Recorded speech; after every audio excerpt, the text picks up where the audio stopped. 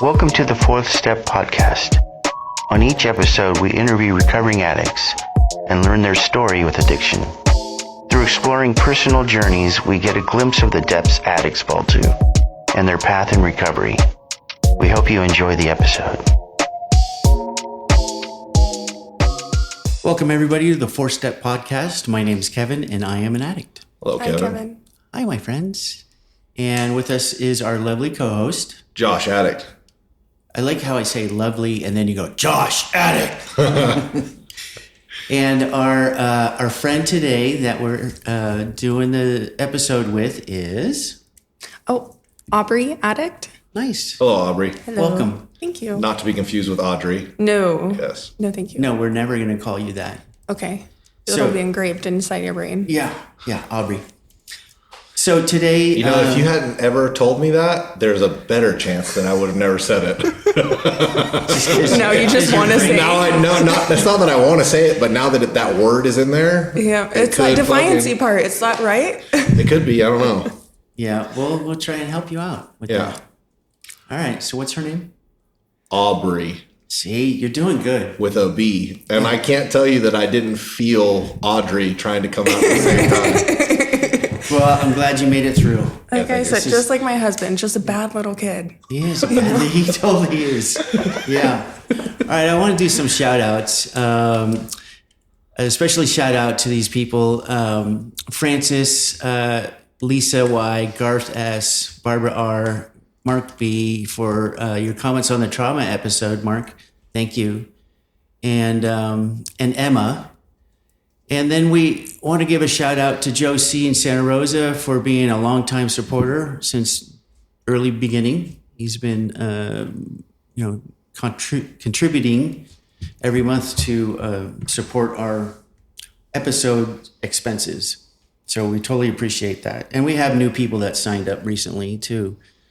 And besides that, I want to give a shout out to the Living Clean podcast and to the Anonymous podcast. Those are two other podcasts that we like to plug. And and that's it. So, you want to get started? Yeah, let's go Okay. ahead.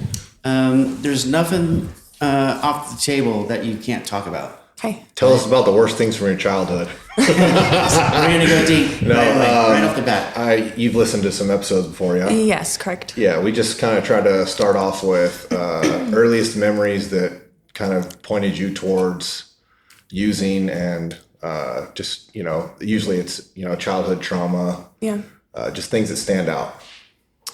Yeah, and it's funny because I've listened to a handful of the podcasts before, and I've commented on a couple of them where it's just like, these are the things that I relate to, and that's what drew me into recovery. Was like people being vulnerable. We were just talking about this, people being vulnerable about their past, especially like their childhood traumas, and how that impacted them into addiction. But I was born into two addicts. My mom was using while she was pregnant with me. Like that, of course, like I obviously I don't remember, to a certain extent. Your mom was using while she was pregnant? Yes. And my dad was beating her while Really? yes. So, and I mean, these are just stories that I've heard, but also like, I don't know, like I'm venturing into the belief system that like my DNA is able to carry and store those memories. And yeah. same with like the generations before me and things like that. Generational trauma? Exactly. Yeah. It's all engraved into our DNA. But no, my very first memories are just of neglect, like my mom was not a functioning addict.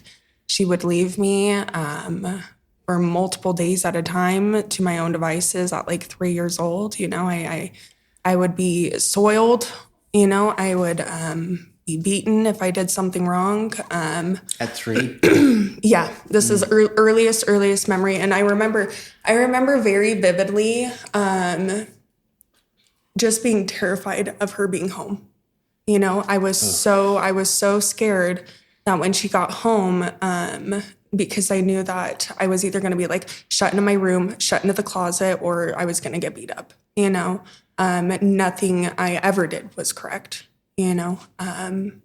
Like and I mean, this is just a story that I've heard, but like my grandma told me that I would have to pull the drawers out and use them as kind of like stepping, like stairs to get to the cupboards above, and my hands would be all cut up from getting into canned foods because nobody was feeding me, you know? And so and my mom caused a lot of harm, you know. There's a few memories that I have where she's in the room and I'm being sexually assaulted and it's being allowed to happen, you know. And those are my very, very earliest memories, and that plays a huge part into like everything in my life. How old was that? So that was probably from the ages 3 to 5. By 5 years old, I was taken away and placed into the care of my grandparents. Yeah. So up until 5 years old, you already suffered a lifetime of abuse. Yes. That alone would trigger enough to, you know, if you ever found drugs or alcohol, then would be enough. Thanks for sharing all that stuff. Yeah, of course. Did I'm just curious, knowing what you know now, can you look back at that time and go, oh yeah, I see a correlation between that period of trauma and then some of the behaviors that you've had? Yeah, and I mean, like, I'm currently working through it, you know. How much clean time do you have? I just celebrated 6 years. Congratulations. Thank you. Nice. Thank you. What's your clean date? May 30th of 22? Is that 2020? 2020. 2020. Jeez, yeah. May 30th of 2020. Sorry. 2022 is the year I got married. Well, that's important too. Yeah. Yeah. All right. Cool. How did it transition from that to like the next like phase or block of memories that you have, or what shows up next? Well, what's crazy is like I don't remember a lot of anything after that. You know, like I remember little bits and pieces and stuff. You know, like my grandparents are from like a completely different generation. You know, like they're in their late 70s, you know, right now. And so they were raised in the generation where like you don't talk about your feelings, you know, like you do not show feelings. We don't treat, you know, like you don't have trauma. You just shove it under the rug. You don't talk about that shit, you know? And so anytime any of like those behaviors would come out, you know, there were a couple of times as a child where like I was doing sexual things with other children, and you know, we were just doing it together, and I would get ridiculed, but it's just like my body was just trying to find ways to cope with things that had been done to me. And the only thing that you had experience in was that. Yeah, I relate to that. Well, and I had a lot of issues with urinary incontinence when I was a child. Because of that, I don't know, there must be like some type of trauma stored. There's a direct correlation between that behavior, and it looks different for every other person, but there's a trauma response that's like locked in your brain, and I learned that it's like based on fear. Like you grow up in fear. Yeah. Your first 5 years, and so that's already there. Where were you with your mom? Were you in what area? Like, we were in where did you live? Eureka, California. Okay, and that's where your grandparents were as well? Yes. Okay. My grandpa, he was a firefighter there. My grandma was a social worker. Did you continue to see your mom after that? Yes. So I was going to go into that. Like my mom, it was such a toxic relationship. And like, what's so crazy is I can vividly remember anytime I would see my mom, like I felt the need to turn a switch off, you know? I remember like that being like having that intention of, okay, well, lights off, like no emotions attached to this. At a like 5, 6, you know, just completely disassociating from life and reality. And I would see my mom every so often. She would come and she would come she would say her graces, like, I'm so sorry. I love you so much. I'm going to do better for you. I really want it. And then she'd be gone in the morning. I wouldn't know where she went. Like, and every single time she would bring me stolen stuff that I would have to give back to my grandparents because like we knew that it was stolen, like I think one year she slept on my floor, and she gave me a pocket watch, like a really rusty, crusty, dirty pocket watch. And I was 5 years old. I was like, what do I do with this? Yeah. And so those visits came to an end after that experience. And I guess she would threaten the lives of my grandparents, saying like, hey, like, you need to give me my daughter back, like I need support from the state. Like, she would steal the checks that they were getting to help support me and things. And so it just wasn't a good. But the way that it impacted me, I didn't feel safe in my own home, even though she wasn't there. I was just like, is she going to come? Is she not going to come? So that fear is still there. Yeah, I was very fearful. And I mean, my grandparents did the best that they could with what they had. And I can see that now today, and doing a lot of work. But at the time, like I there's a feeling attached to them that I've had to work through, which is that I didn't feel supported in my trauma. Like it just felt very neglected and very just out of sight, out of mind type of. So there's another type of trauma. Oh yes, and like that's kind of I've worked through a lot of that with my grandparents, and like the relationship that I have with them today is so beautiful. My grandma's my best friend. I absolutely adore her. She's going to be here tomorrow, and I'm just so excited. Oh, that's cool. I adore her. Did you end up being able to talk about feelings at some point? At some point in time, yeah. Actually, after I got clean, like my grandma, I don't know what happened. I don't know if it was seeing me go through all of that and like watching her daughter go through that, and just all of her children have had struggles. And I claim to be one of her children. I don't necessarily claim my mom. But today, like, she's just so understanding and so accepting, like she can put her opinions aside and just love me for where I'm at. And I can do that with her as well. That's a big change. Oh yeah. I don't know how it happened, but that's cool. So what was the like the progression from those early childhood memories where you're kind of transitioning out of mom's care to grandparents' care? There's the inconsistency and the fear. Like, where did that kind of where did drugs show up? What did you start early? Did it kind of show up later on? Yeah, so we moved to Utah when I was around 10 years old, and we moved to Salt Lake.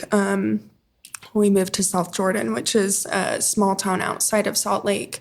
But within the Salt Lake Valley. So we moved there when I was 10, and I did not want to move to Utah. I was like, screw that. Like, my friends are here, like I had formed relationships that meant something to me. And I remember being like, how dare you rip these things away from me? Don't you know how much they mean to me? Why did they want to move to Utah? Because, Eureka's not a good place to raise a child. There's a lot of crime, and there's a lot of meth. Actually, Northern California. It's really methed up. Yeah. But get it? But Josh? Really I caught it. Yeah. I was just thinking about my experiences in Eureka. It's I've heard it called Cap City because there's syringe caps everywhere. Yeah. And so my grandparents didn't want, and to kind of get me away from everything. I think that was their intention. They like my mom was at that point in time. We didn't know where she was, and I like, it's sad to say, like, I had relief from that, like not knowing where she was. It was just like, okay, like I don't have to know, like I don't have to be worried about her showing up. We knew that she was probably in Redding. She was probably in a tent on the side of the river, or wherever. Mm-hmm. That is, but it was just kind of left at that. She did have a major accident where she lost half of her leg when I was 8 years old, and I saw her in the hospital. And I think in between the age 6 to 16, that was the only time that I saw her. Really? And it was a terrible experience. Yeah. She didn't know how old I was. She peed the bed and then blamed me for pulling her catheter out. And I was just like 8 years old, like, what's going on? Like, I don't want to be there. I don't want to see you. Like, I don't care if you're missing a leg now. Like, I don't want to be here, you know? Yeah. It's So really sad that you had to go through that. So your grandparents tried to get you out of Eureka. Yeah, my grandparents were trying to get me out of Eureka, and we moved to Salt Lake, and I felt very, very lonely. And I know from the trauma that I experienced, like that already made me feel really lonely just inside my body, you know, like and within my home, especially with my grandparents not being able to like take care, like help guide me through my trauma, you know, like I felt lonely in my home, but like I felt extra lonely when we moved to Utah because I didn't have my friends, you know. Of all places, how did they? So pick my Utah? aunt moved here, and she had some health issues, and so my grandma wanted to come and follow, and then my aunt started having children, and so. You know, she just wanted to be Grandkids. around her grandkids and stuff, you know, Gotcha. and also she's been wanting to live in Utah for a long time. You know, that's where she I wanted mean, to raise her Utah's family. beautiful, and there's nothing wrong yeah. with Utah. I was just curious of how you went, like how they pick Utah. of all Yeah. places. Yeah. So they had been wanting to move to Utah for a long time. And I think they were just kind of waiting for the right time. And when I was 10, I think I was going into, I guess I was like 9 or 10. I was going into 4th grade. And I remember just being so lonely.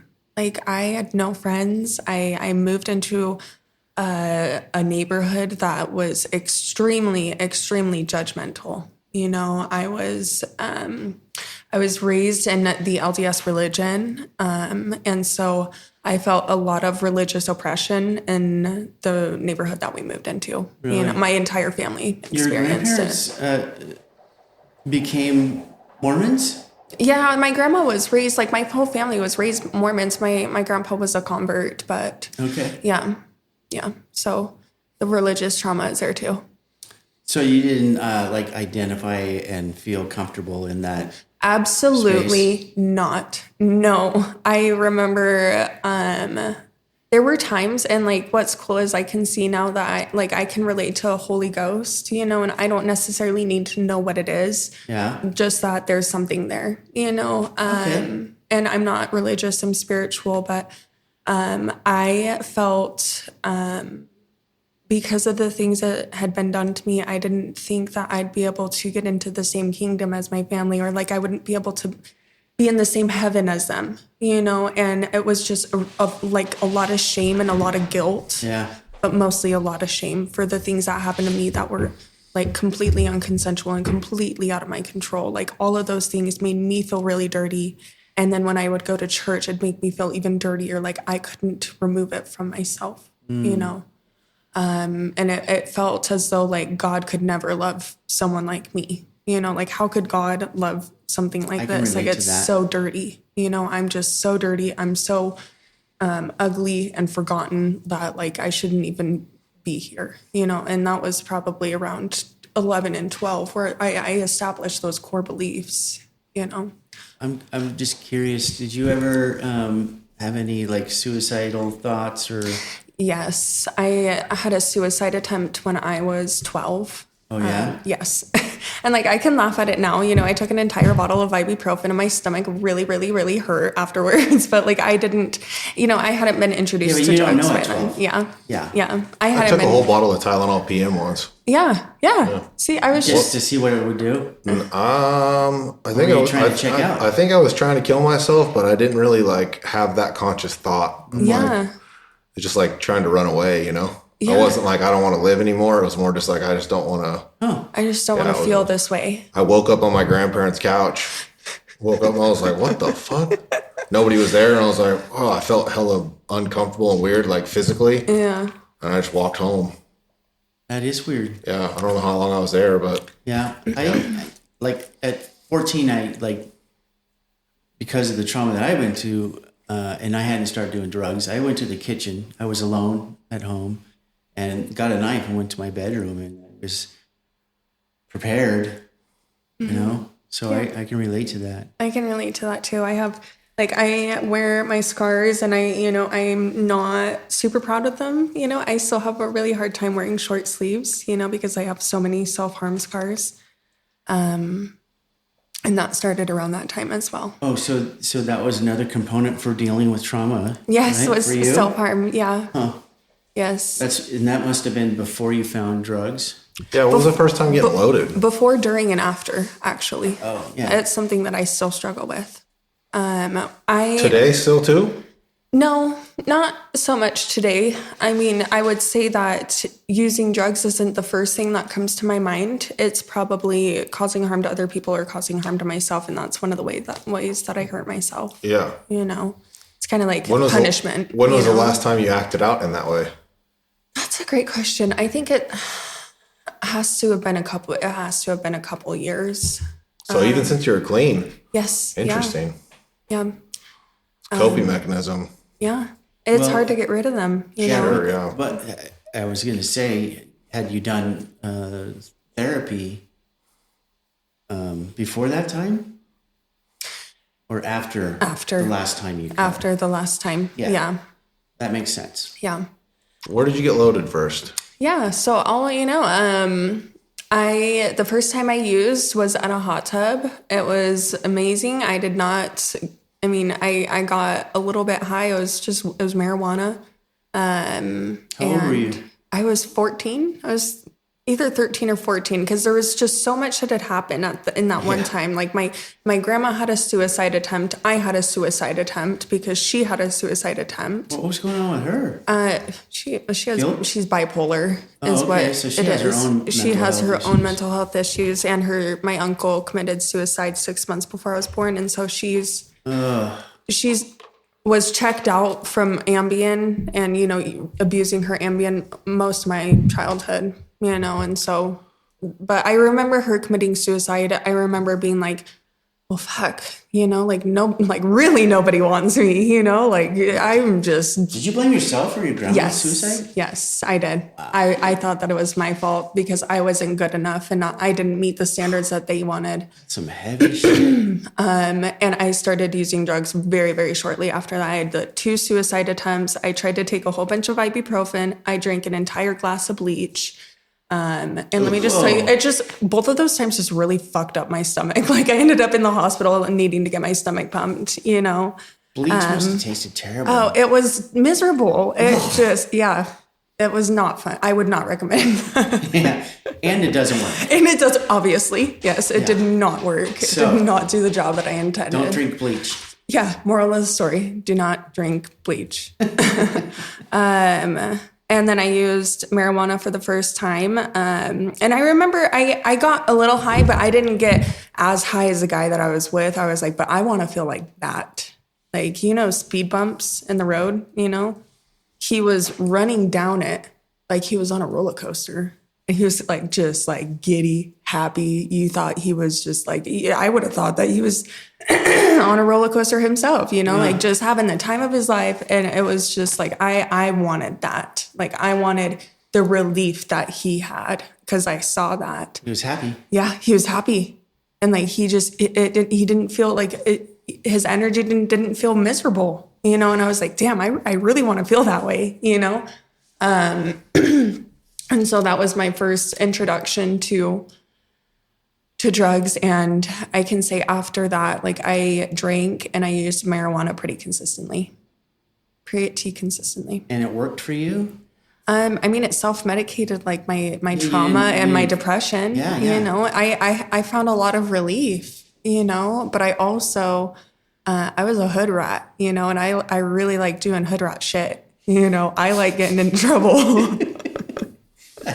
I like tagging buildings, I like setting fires. I liked the criminal aspect of it too, and I just liked getting into trouble. I am.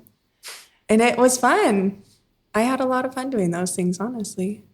It's another form of getting out of getting out of self Yeah. for sure. Yeah. Huh. Yeah, I can relate to that. Just causing problems. Oh yeah. Yeah. I would go and tag like 666 on the Mormon churches. not on Mormon churches, but in the Mormon church neighborhood. Yes, they would be. Oh God, you know. Dude, you would think of that. Yeah. I wouldn't do it, but I would think of it for sure. Yeah. Yeah. Yeah. I'm curious. So I'm just curious. It sounds like you've done like trauma therapy. Does any of that trauma, that childhood trauma, still affect you today? For sure. Yeah. And I just have to learn how to deal with it. And what's so crazy is I've had to deal with it differently as I've gone through the ebbs and flows of my recovery. Like right now I'm doing, I don't know about you guys, but talk therapy does not work for me. No, I can't do talk therapy. EMDR doesn't work on me either. Really? But I'm doing somatic therapy. Oh yeah. And my therapist has me on a somatic table where I'm feeling like these megahertz frequencies, and she's using massage gun and like unlocking certain areas where I'm storing traumas, and like I don't have to talk to her, and like all I'm doing is like an internal sweep and cleanse and unwinding those traumas, and my nervous system, instead of being like this, all that, like the 10 out of 10. Instead of it being like super loud and vibrating on this like frequency that is just completely ridiculous from all of my trauma, it's like I can actually, like, I've never found so much relief from like my fucked up nervous system. So Cool. that's what I'm doing right now. And that's how like I don't act out on my the character defects that I have from my trauma. Your trauma responses. My trauma responses. That's good. That's good. All right, let's go back to. Yeah. Well, the progression of using. Yeah, it was pretty quick. You know, I started partying, and by the time I was 17, I was strung out on cocaine and I'm sorry. Say that again. You were what? strung out on cocaine. Okay. on cocaine. Yeah. And my senior year of high school. I didn't make the cheer team. I didn't make the dance team. I thought my grandparents were getting in a divorce. I was planning on getting married. You know, I met this 26-year-old and At 17. yes. And cocaine's a hell of a drug, man.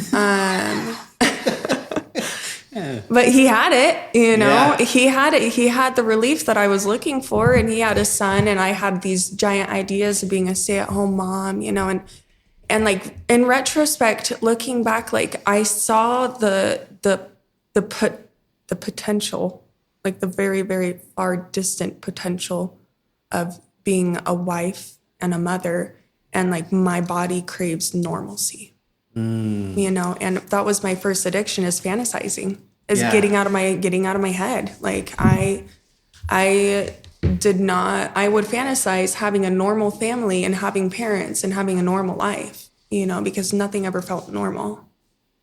So the goal, even as a kid, was the white picket fence and the husband and children. Yeah. So you're 17. You're still in Salt Lake City. Correct. Yes. Cocaine is now a problem. Cocaine's an issue. Yes. It progressed. I was smoking marijuana, and then I would smoke marijuana every day. And then I started drinking a whole bunch, and then he How often were you using coke? by the time I was 18, every day. Yeah. That's a good habit. Did it stay at cocaine, or did it go? No, it progressed, unfortunately. I think by the time, so 17 to like 18, 17 to 19 was just like a shit show of like, I barely graduated high school. I had to pay one of my teachers off and Starbucks gift cards to like pass me in her class. No, really? Well, she signed like all of my attendance reports. Like I had to do like attendance detention basically because I was never there because I was always too coked out to go to school, you know? And so she signed all of them, and I gave her two $50 Starbucks gift cards, and that's the only way I was able to graduate from high school. You bribed your teacher. I did. And you want to know what? Thank God for her, because now I don't have to go back and try to get like my GED or something, you know? Because like I was a good student and I just never went. And good cokehead too. I was really good at doing coke, actually. You'd be surprised at how smart addicts are. Yeah. I was very smart scholastically and even still today. But after I graduated high school about 2 weeks later, and see, this is where the manifestation of that sexual assault when I was a child, comes into play. It's like I had like a really, really tight knit group of girlfriends, and my boyfriend cheated on me, womp womp, and so I left him, and like I found out he cheated on me, and I confronted him about it, and he beat me up for it, and I was like, okay, fuck this, like I'm not dealing with that, like I wasn't too dependent on him to get what I needed. Yeah. So I was like, peace out, I can get it somewhere else, like I don't need you. And also like I was on to bigger, better things, there were prospects of a new career, and me and my girlfriends we all smoked pot together and just hung out together, and they were all becoming escorts, and making a lot of money. At 18? At 18. Yeah. At 18. One of them at 17 because she wanted to get out of foster care. So she faked her Really? age. I have a hard time, people judging that, right? It's like, I wouldn't blame anybody for that. Seeking stuff outside of themselves, and if that, sex work, whatever it is, whatever you end up at, to get you out of what you're. We all resort to fucked up stuff to keep getting loaded. Yeah. And mine was sex work. I remember 2 weeks after I turned 18, I lied to my grandpa and I had him drive me down to the clerical office to get my sexually oriented work license is what it is in the state of Utah, so that I would be able to either work at a strip club or for an escorting agency. And that's because like my dependency on coke was so much that like I needed a lot of money in order to be able to like deal with how much I was using, and then I found crack, and Yikes. and so that progression, that downward spiral from 17, I was introduced to meth for the first time. That's not my jam. Like I go into like psychosis the minute I use meth, I'm like seeing faces in the walls. You're not a fan. I'm not. It does not work well with my body chemistry. I mean, it doesn't mean that I didn't use it a lot, but That's so funny. And when you can't find crack, Yeah. you I remember like somebody has crank. Well, resourceful. I was a crankster. Yeah. Right. And, but if I couldn't find it, and I hated downers. Yeah. But I would take them. Yeah.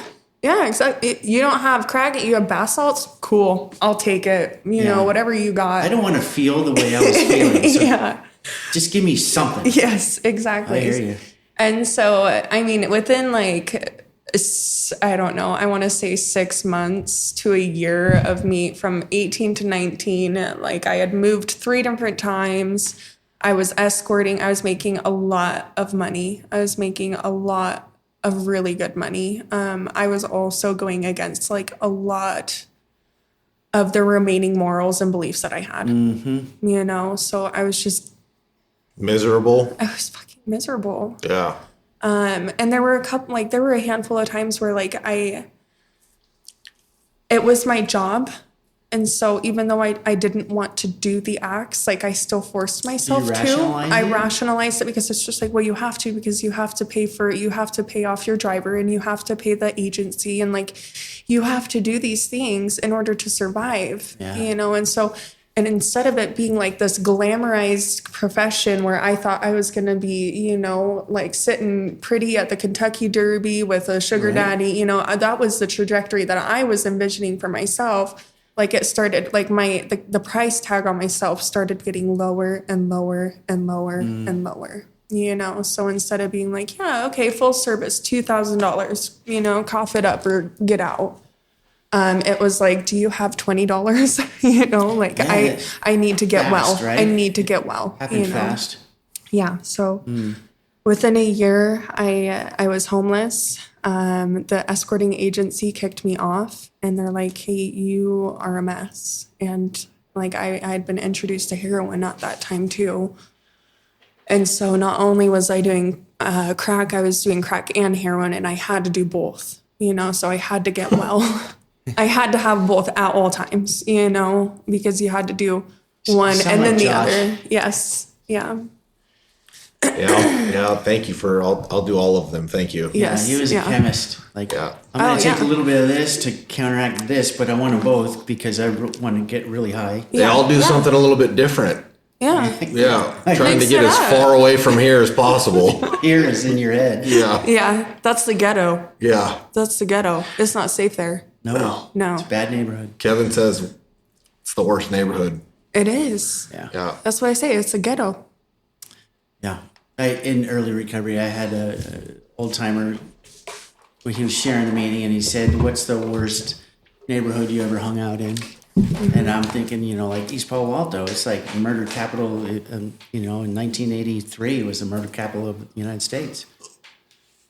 And he's like, "Whatever you're thinking, that's not it. It's your own brain. That's Yeah. the worst neighborhood." No, I can relate to that still to this day. Yeah. Yeah.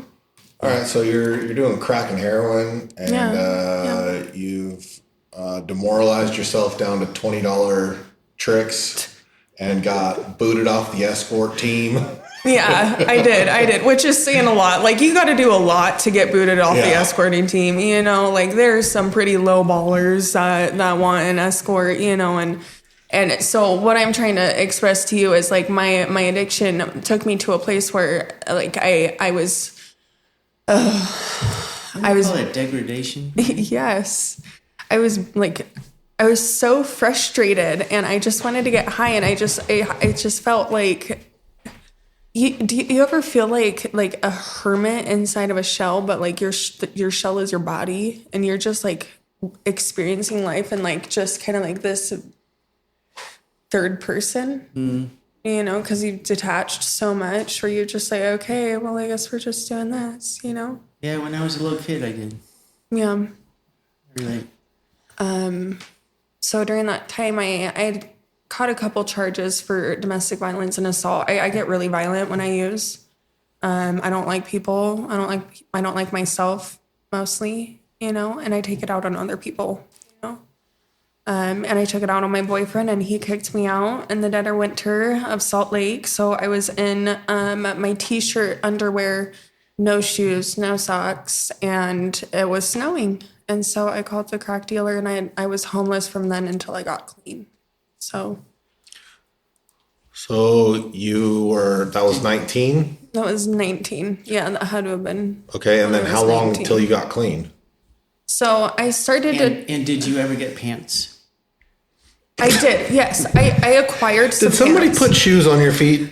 I probably boosted them, in all Okay. honesty. But you want to know what? I'm a terrible criminal. Like, I'm not very good at it. Like, I'm really good at prostituting, and I'm really good at selling my body, but I suck at stealing things. I suck at selling drugs. Like, I am not a good criminal, you guys. Like, I always got caught, always. But yes, I did acquire some pants, and Thank God. I acquired some shoes as well. She was out in the snow, Josh. Yeah. Well, I probably got it from my dealer because, anyways, but, yeah, How long from then till rock bottom, get clean?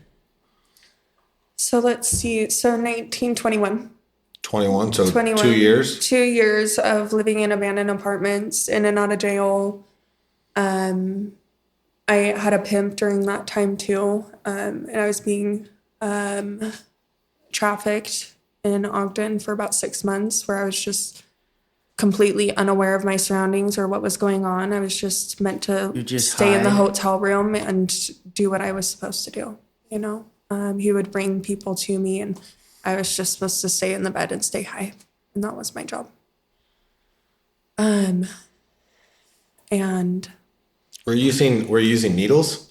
Yes, yeah. So by that time, actually, no, I was smoking heroin by that time, but that's where my introduction to needles was, Yeah. you know. And so I was doing speedballs or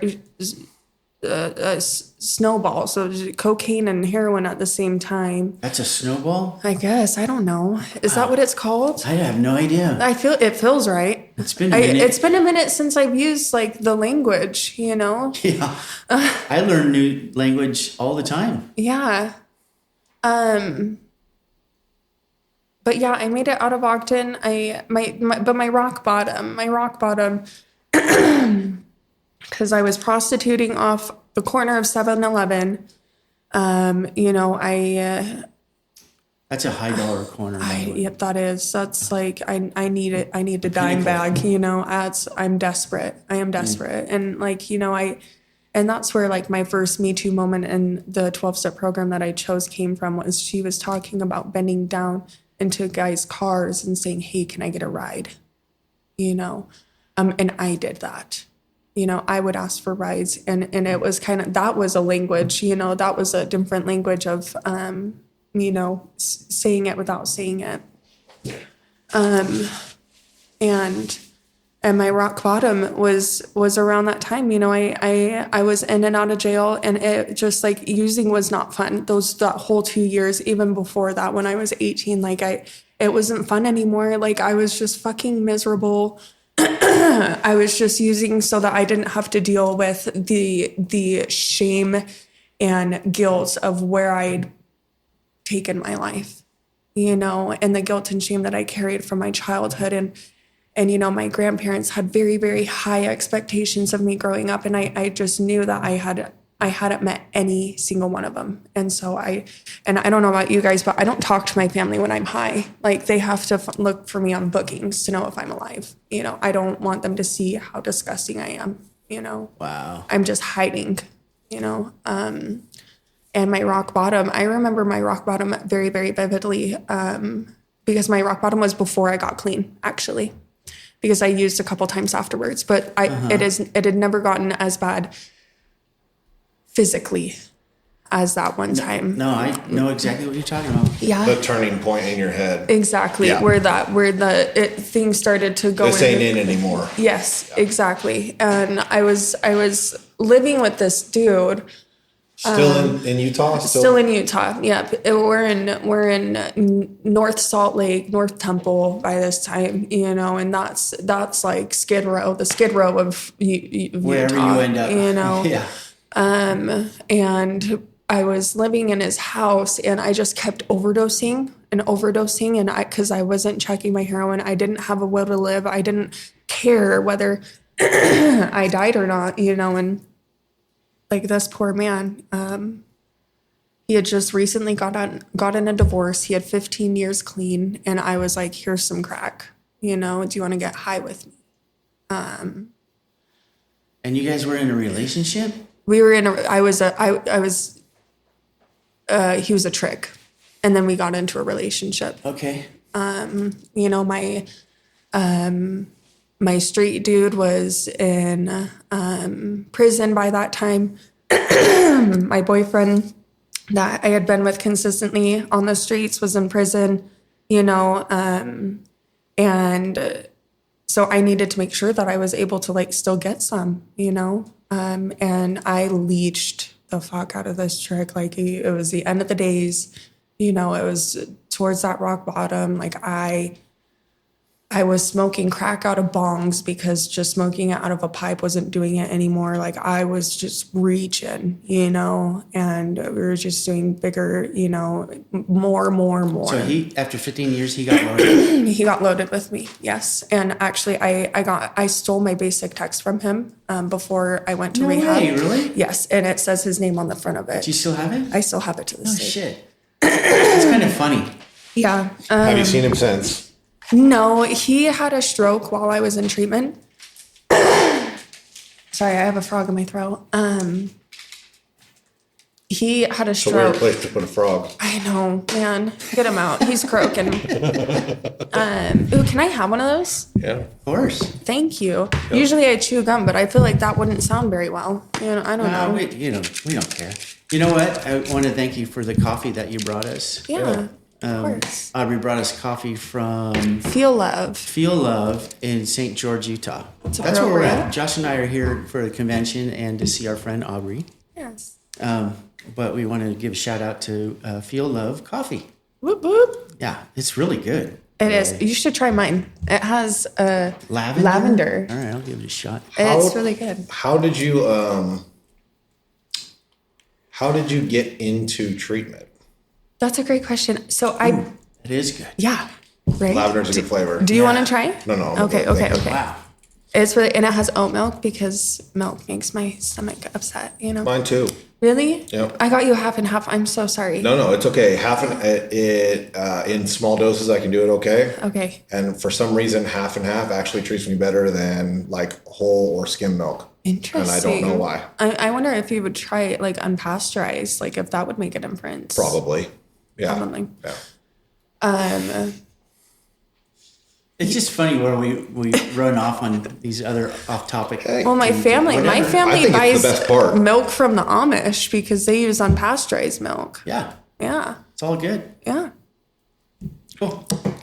Did you like the fidget spinner? I have, yeah. This one, I feel like There's been a lot of babies drool on that one, so just letting I feel you like know. there's too much popping noise for this one for the microphones. Oh yeah, it's picking that up. For sure it is, yeah. This one's fun though too. Thank you. Yeah, no Yeah. problem. I love them. Yeah.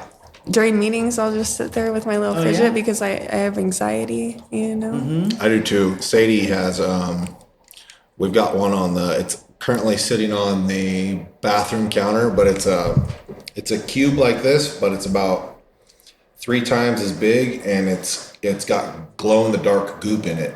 Is it a Nido? My kids are obsessed with Nidos right It's like now. clear. It's like clear pink.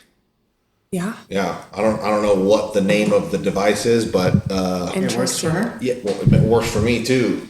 She'll pull out. She'll tell like I'm like,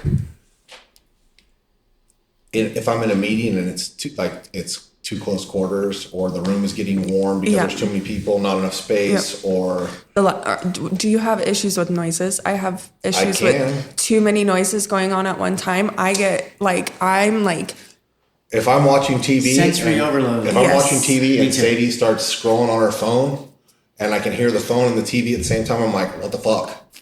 yeah. Well, fuck, there's 2 sounds coming in this room Excuse right now. you. How dare you? Yeah. When Aubrey walked in, she said, I just listened to the latest episode, and that was Anonymous Female too. Mm-hmm. And she talked about being on 24 hours a day. And it's like, you so relate. I can relate. I think I'm more like Josh, where like I get spikes of 10, but they're very consistent. Mm-hmm. I deal with a lot of anxiety, and I have chosen not to take any medications. Have you tried medication for it before? Not for anxiety, because you want to know what? I haven't ever been diagnosed like when I'm not in treatment. And so I'm like, I don't even know if my diagnosis is just like me withdrawing from heroin, trying to, like still med search, and I've gone through phases of not like I don't want anything, and then like it'll get like just life is like a lot, and I'm like something's got to give. yeah. Currently, I just started taking Boost Bar again. Oh yeah. It's non-narcotic, and it just takes the edge off. So like my 10s don't feel like I'm spiraling so bad. Yeah. Like it's just a little bit better. Which Well, is and nice. that's what the somatic therapy has done for me, is it's relieved my anxiety to a point where like I can function without coming at it from like responding or reacting instead of responding, because I can be very, very reactive, and not in like a mean way, but just like in a prickly way. Well, it's a trauma response. Yeah. I get very prickly. Yeah. It's nice to what you're describing for me. What that looks like is being able to see it all happening without participating in it, like Yeah. having the response having the reaction in my head and be like, all right, what's actually like the healthy choice here, and like processing through it and allowing it to like still be there, but not using it. Yeah. Just a little bit of separation. The pause. It's the pause. For sure, it's the pause. It's nice. It gets me closer to the pause instead of farther away from it. And I've had to, like you said, shift like the way that I approach things multiple different times in my recovery. And but you probably will continue to have to do that. Yeah, it feels like it never stops. For sure. And you know what else has helped is working out.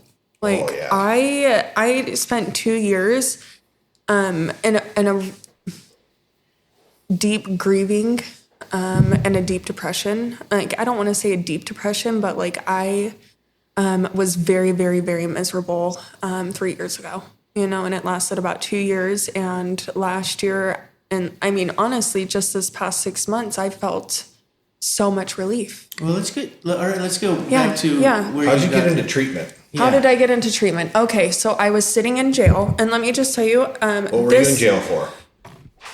Okay, we're going there. Okay, so I,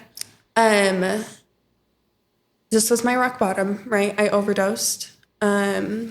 The police officers aren't supposed to search you. I was really upset that they searched me and they found my drugs and my socks, because I didn't. How dare they? I felt so entitled. I was Drug addicts have rights.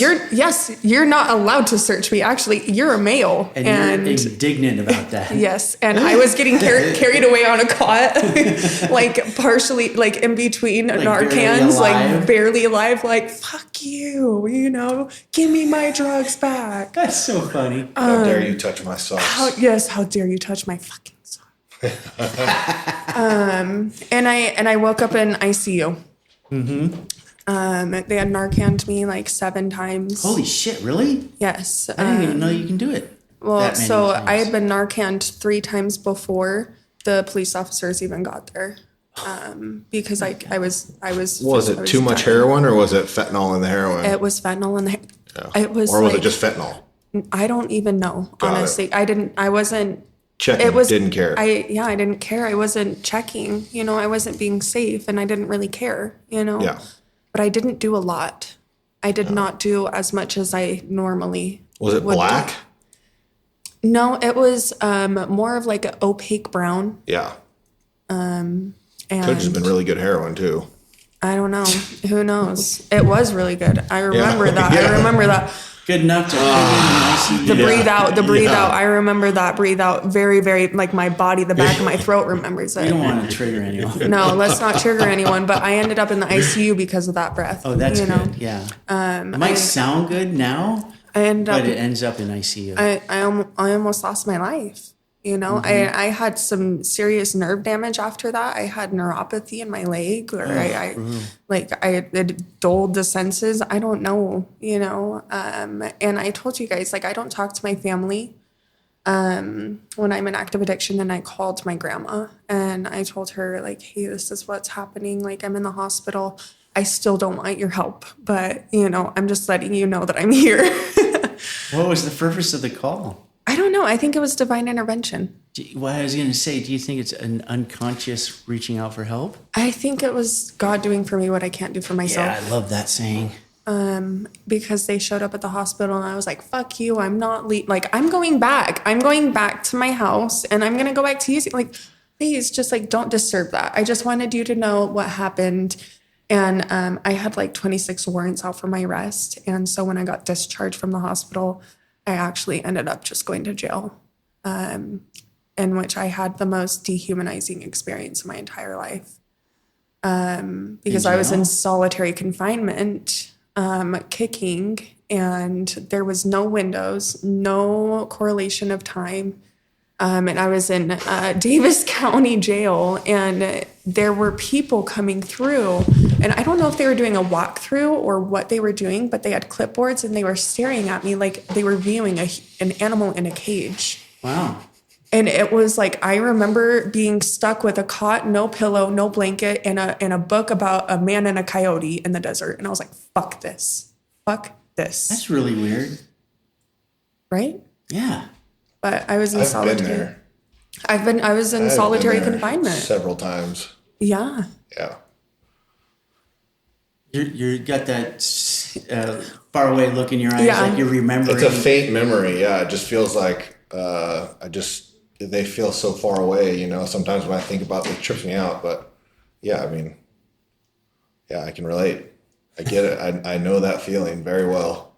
It felt like I was being watched like an animal, like a zoo. It felt Makes like me- I You're a was. study. Makes me Yeah. angry. That They were fuck studying this. you? This is fucked. That's what I'm It makes saying. it makes me angry. When And I I go back also- there, I feel murderous, like angry, like a caged, like a chimpanzee. Like, why the fuck am I in a zoo, dude?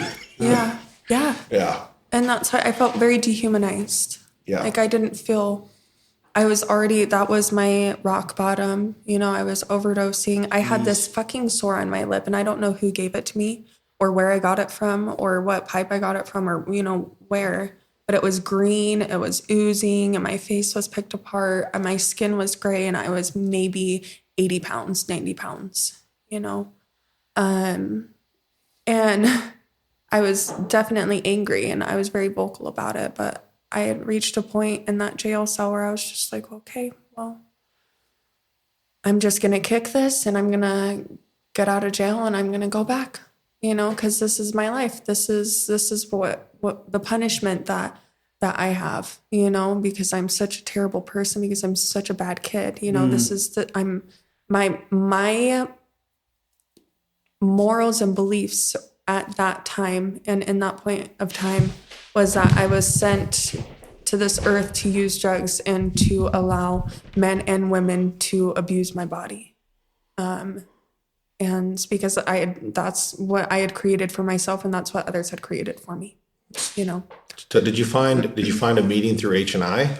Actually, I did. Yeah. I had found a meeting through H&I before that, and I remember because I've met her a couple times afterwards. I saw her.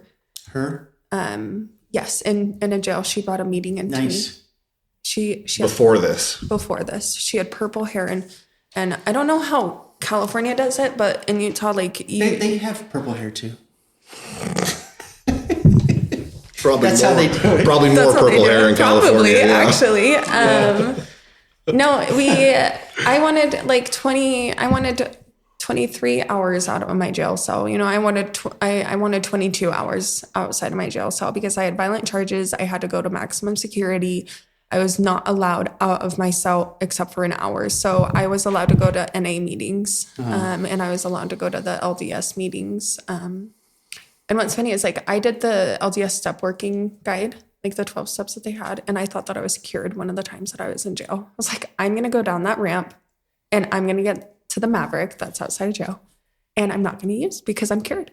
You know, I did the 12 steps with myself, all by myself. Yeah. And so I'm cured, you know, but this last time, like my rock bottom, I knew something different had to happen. And I didn't see H&I because I was so sick I was withdrawing for like 2-3 weeks, like just kicking hard, really, really hard.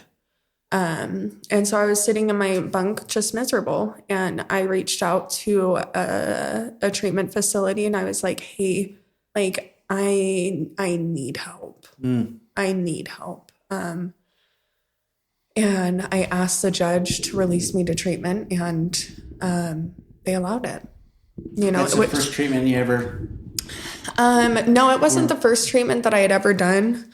I had kind of burnt that bridge with the judges before, you know, really? and so it was a long shot asking for rehab, shit. you know, because I am a flight risk. I will run, you know, I will stay for 2 days. I will get out of jail just to go to treatment and I will run. I had that on my jacket. Yeah. Habitual runner. Yes, that's me. That's me too. Yeah. I remember I ran from Odyssey House, a treatment center in Salt Lake, because they wouldn't let me smoke cigarettes. And I don't smoke cigarettes in my active addiction. So but I just run. I like to run away. Yeah. But that's God, I where can relate. So the judge, even though you had a history of that, the judge was like, okay. he was like, this is your last chance. Yeah. You're like, if you break probation again, like you are doing your full time, and I had How already much time? I had already done 6 years at that was going to be anywhere from 5 to 10 years because I have people charges, I have armed robbery and some other, like I had so many warrants and they globalized them all, but I would have had to do a little bit of time. And so did they gave you a suspended sentence based upon successful completion of probation? Correct. Yeah. Yeah. And I went to treatment, and I relapsed in treatment, and then I went right back a week later. To treatment or jail? To treatment. Okay. The treatment center advocated to my probation officer. But that I was just like, I'm just not done. I just had to get it in one more time. You're telling me just one more, and one more ended up being another week of just pure fucking misery. Like I couldn't find anything. I was using and I wasn't getting high. Like it wasn't working for me anymore. Like the drugs were physically not working. I mean, I just say this out of my perspective is you probably needed that to know. Probably. That's my thought too, is like you needed the confirmation, you needed to know. Well, and like I had used a few times after that as well. That was all in Salt Lake, and I was terrified of leaving. And really what I think it was like I was terrified to leave my pimp for too long because I knew that I would be in trouble. My pimp was very, very, very abusive, very abusive. And so I was scared that if I wanted to go away, get better, and so that I could just restart my life, but that fear would always come up, and I was terrified. I was terrified of getting clean, and because I thought that he would come and find me. I still like to this day like that you still trauma. Have that fear? Anytime I see a white Cadillac, his Cadillac's name was Pearl, and it's one of those old school ones. And anytime I see one, my body just instantly trauma responds. Ooh, yeah. I just have to sit there with it, But yeah, like I got into treatment, I ran, and then I went back, and they were like, "Hey, well, you need to move to St. George. Like, you need to separate yourself from Salt Lake." And that's like another one of those like divine intervention moments because I was like, "Fuck St. George, fuck that." I just had a thought. Yeah. Somebody's going to listen to this podcast like in the future, and then they're going to go, "I remember Pearl, that white Cadillac." And they're going to relate, and they're going to know. I hope so. Then we can relate about Geach. She's telling my story. Yeah. Yeah. All right. Sorry. Go ahead. No, that's okay. Yeah. And so I What? I'm just thinking of the Cadillac. Just this guy driving around. Do you have a white Cadillac? Memory? No, I don't. Well, I don't have a white Cadillac memory, but I can relate to the nervous system shock. Like when certain areas, or if I see certain people, like from that period of my life, like specifically ones that I've had confrontations with or something, it's like that fight or flight survival instinct kicks in, and I guess that would be your white Cadillac. That is my Cadillac. Yeah, I've always had this like thing sitting back there in the back of my mind, like if this one guy shows up in the rooms, I'm not sure if I can stay. You're gonna kill him. It would be very hard. It would be very hard not to have a trauma response. And because there was violence, Kevin was gonna say, "I think I might have to leave the room." Not he's gonna kill him. Right. But yeah, I totally get that feeling too. And it's been a long time for me. Right? Yeah, I don't know if I could ever shake that, in all honesty. Like I'm open-minded, but like I'm just allowing it to be what it is. I mean, it just becomes part of the envelope of responding instead of reacting. Exactly. Eventually you may still have a response. Yeah, well, but it's farther away. Also, is it not like a point where you can find gratitude that like the owner of that Cadillac is not abusing you, is not dragging you by your hair outside of the driver's door, and driving because he wants to hurt you? Like he's not leaning into the back seat to wail on you. Like Is there not a sense of gratitude that you're not the one getting abused inside of that vehicle? You know? Yeah.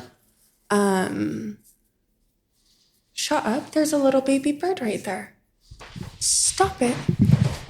You guys totally missed him. All right. A There was a baby. little baby It rabbit was a out baby there. bird. It was teeny. Quail. It's a Oh, little baby quail.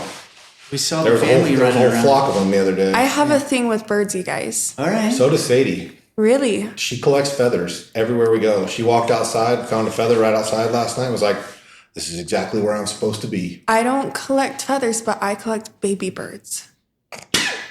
Wait. Alive? No. Okay. Dead baby birds. All right. Yep, Should yep, we, yep, yep, should we yep. venture No. here? My son, I don't know if maybe we can get into that later. Okay. We can get there. Yeah, we can come back to birds. We'll come to birds. Have you heard that Turnstile? Do you guys listen to Turnstile? It's like a punk band. They got a song about birds where they're just yelling birds the whole time. No. Okay. Well, you should. Okay. But we know people that are into punk and they probably heard it. Probably. I love that. So Shout that's out cool. to all my punk heads, you know? Yeah. Yeah, I sponsor a punk sponsee. Yeah. I love that. So your counselor talks to the judge or county or whatever. Yeah. Yeah. And then I moved down to St. George. Yes. And I came here. I did not know anyone down here. I knew one person. And I met him in passing at softball, like recovery softball for like 10, 15 minutes. So I didn't know anyone when I moved down here. Like Okay. I was completely fresh. You were new. I was very, very new. And like I had been to a few meetings. I had been, I had tried the religions. I had tried, I tried white knuckling it, like all of these things. I had tried all of these things and it had been to no such avail. So they put you in treatment down here? So the treatment center that I went to is in Salt Lake and down here. Got And it. what's funny is my husband actually is the admissions and marketer for that rehab facility now. Nice. Yeah. Wasn't at the time, but is now. No, was not at the time. No, he was still in active addiction. But I can imagine you walking in the door and he's like doing intake or something and you see him and you go, he's so dreamy. I'm going to marry him someday. that's almost exactly what I said when I saw him. I leaned over to my girlfriend. I was at a meeting during COVID. We had to sit 6 feet apart. yeah, and I yeah. said, that man is chiseled by God himself. I'm going to marry that man. He's going to hate that I said that. But that is exactly verbatim what I said. And I will never forget that. I will never He's forget a that. good-looking guy, and his personality is great. He's I my think favorite. he's such a sweet man, you know? He's my favorite. I didn't know that I deserved someone as good as my husband. Yeah, he's a definitely good person. You could just tell. Yeah. That's a good feeling. Isn't it? Yeah. Rehab. So you said you got loaded a couple times after that? Yeah. After you got out? I just, you know what? I came down here and I'm defiant and I don't want people to tell me what to do. And I had this sense of like autonomy because I didn't know anyone here. So this was 2020. So this is 2019. Okay. I had just turned 21, and I was talking to that ex-fiance from high school. I was like, hey, I'm clean now. Like, I see you have a house. I knew you beat me up that one time, but, I guess I'll forgive all you. good. It's all good. See, like that craving normalcy. Yeah. Like just going Put up straight with back. a couple beatings just to yeah. have a house and Just to picket be able, fence. And, yes, exactly. Brutal. And I just want to say that like that perception is like society's perception of what is normal. And I Right. fucking hate it. I've And learned. I mean it. Like I hate that Isn't society. it the American dream? I right? hate that society creates these boxes to put people in Yeah. because it causes so much Well, harm. and I thought like having all of those things equaled being normal. Yeah, exactly. That's what I'm saying. Yeah. And that's not true. No, not at all. Everybody's a little fucked up. Yeah. And that's normal. Yes. See? That's what I'm saying. I think maybe a good time for a break. Yes. Pause. She just got to recovery, and we'll come back and start getting into the All right. Yeah. follow-ups. I got to go to the bathroom. All right. Yeah, everybody, Josh is going to the bathroom now. Yeah, Josh has got to go potty. Stay tuned. Yeah. Is that accurate, Treasurer? Yeah. Yeah. Yeah. And I have a hard time with that one. For your home group?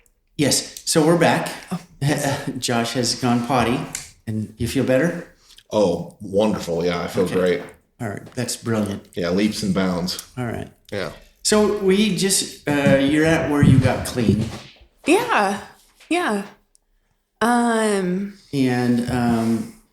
So did we cover those few times that you relapsed after that? No, not quite. It was really, they were short relapses, and it was really because I wasn't willing to do In St. George? in St. George. Okay. Yeah. Well, and that's why I relate so viscerally to like the basic text, man. Like when it says like we do like even through geographical changes, we still find what we want. We're addicts. That sometimes can be the jarring experience that makes us what is it? It's the jarring experience that makes us start a more rigorous application of the program, something along those lines. Where's Kyle when you need him? Yeah, Kyle, yeah. We have a Basic text thumper. Yeah. I wouldn't call him a thumper. Yeah, he wouldn't like. He probably wouldn't like the thumper part, but Sorry, he's Kyle. memorized all the literature. Yeah. Okay. Yeah. I mean, he's a thumper. Is his name Never Kyle? call him a thumper. I wouldn't either, but he knows it like he's one. Yeah. I don't. Does. I know. I guess when you say thumper, you mean like Approximations. you're pushing it, Yeah. and he's definitely not pushing it like he I used don't. to. That's not what I meant by it. I just meant like, I don't know. What did you mean? Well, if you're correlating it to like a Bible thumper, you would think it'd probably be somebody. Well, I guess I would think it would probably be somebody that's out preaching, trying to convert people. I guess, yeah. That's not what I'm comparing it to. I guess maybe just somebody who's really into literature, He reads the literature and then he doesn't have to read it anymore. He just knows it. Oh, well, he must have one of those brains then. He does He's a have lucky one of those person. brains. Yeah. Also, he was in a sponsorship family that they just drilled literature into you, and you had to memorize everything you ever read, and so it was really rigid and strict. Okay. And he's not in that sponsorship family anymore. He's in ours, but it's just one of the byproducts of being. Yeah, but what a blessing, because you guys get to We do. enjoy the fruits of that labor. He would have known what I was trying to say. Yeah. That's what we're trying to say. Because you want to know what? I don't know what you're trying to say, but you want to know. Sometimes a relapse can be the jarring experience that makes us have a more rigorous application of the principles in the program. Yeah, It's something along that line. I don't even think that I had enough knowledge in the program to even be like, I am not applying the program, and like that's why. I think it was just like I was like a feral cat coming into the program. I know that feeling. I was fucking feral, dude. Like I still didn't know. I didn't know how to not steal underwear for clean underwear. Like I did not know how to do laundry. I did not know how to cook for myself. I was reduced to an animalistic level of living in active addiction, And so when I got clean, I had people that I looked up to, and my first sponsor, like before my first real sponsor, I asked someone to sponsor me, and then I never called her. She was one of those ones where it was like treatment told me to get a sponsor. Yeah. So I got one, and then I never called her, and it was just kind of like, yeah, I have one. Not really, I did though. what you asked me to do. Yeah.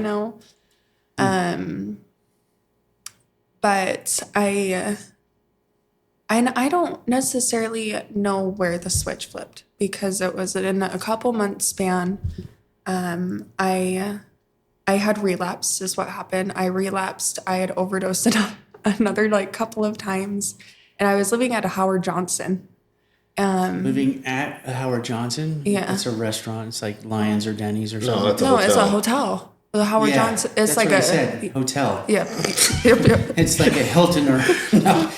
We were just talking It's like about a how Motel Kevin's 6. getting Is a old. restaurant attached to it or something? I don't know. I've never seen a restaurant attached to one. We were just talking about how Kevin's getting old before this podcast. Everybody shut up. forgive him. Yeah, right. It is a hotel. Yeah. I was thinking of a restaurant. Howard Anyways. Johnson. Yeah, but That's I why was I was living. confused. I was living at one, and I kept overdosing, and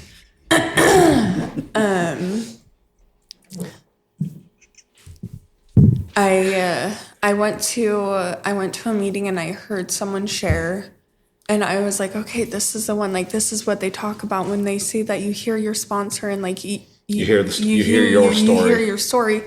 And so I went up and I asked her to sponsor me, and she told me no.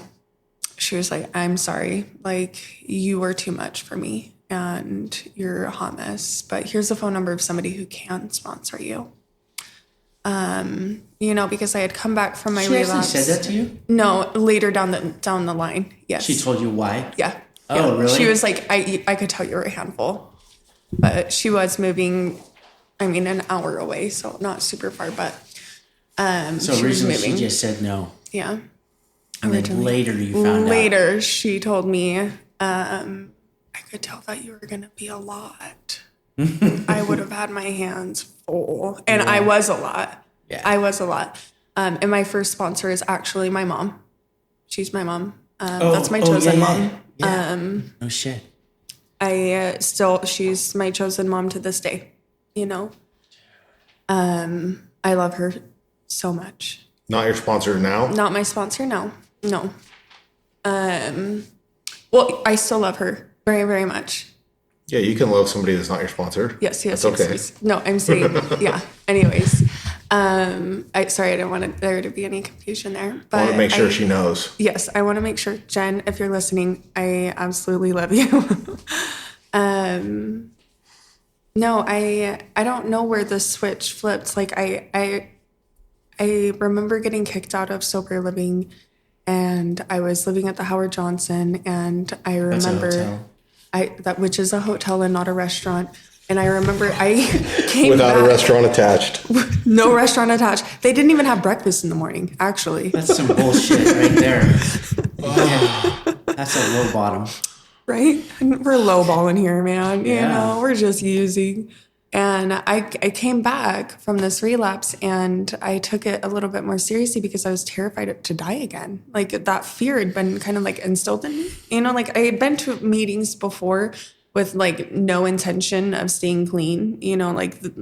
Me getting clean, like I had absolutely no intention of staying clean. Right. I had every intention of getting APMP off my back. I just didn't want to go back to jail. I just wanted to be able to use in peace without the police officers on my back, and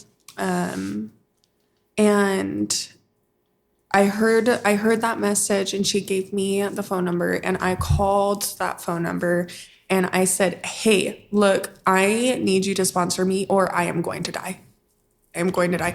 I don't even know why that came out of my mouth. And in retrospect, if someone says that to me, that's like a lot of pressure. That is a lot of pressure to put on to one person. Not saying that they hold that responsibility, Yeah. but that's just but I was just being honest. Like I didn't know how to live. That was I your kept fear relapsing. in the moment. Yeah.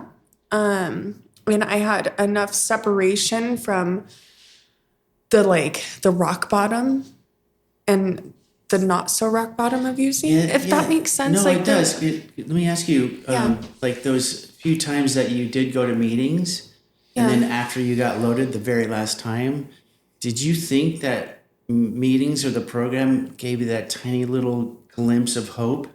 Yeah, I had seen a glimpse of hope. I also thought that you guys were just bullshitting me. Like I thought you were just I thought you were just full of shit.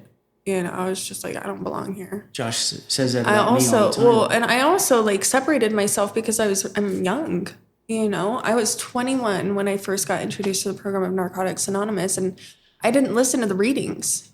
I didn't listen to the part what they say, regardless of age, race, sexual identity, creed, religion, or lack religion.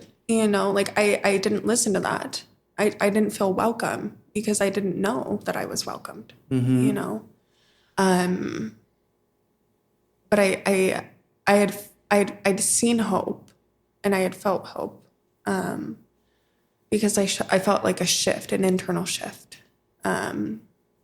And after that, I had relapsed. I asked her to sponsor me, and we started working steps, and my life started getting better. I I was in,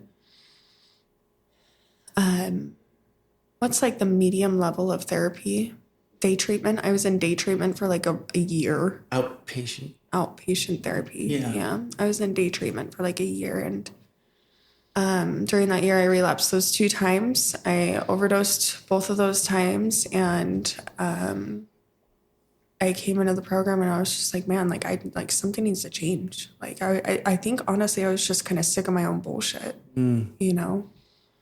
And it just wasn't working. Like, it just wasn't working anymore. You know, I was just like, this is like, I'm miserable living, like clean and using, you know, so I might as well give it a go. So that's the start of your journey? That's the start of my journey, you know? And I remember my very first sponsor took me to Meetings High. You know, I relapsed sometime in there as well, but I had started step work. And I'm one of those girls where I wanted to be in a rehab romance. You know, I just wanted to get outside of myself. I wanted to feel validated. That was a goal for you, was to get in another relationship? Yes, immediately. Thought it would fix you. Craving the normalcy, right? I need to have a partner. Did you have any, did you come in with reservations?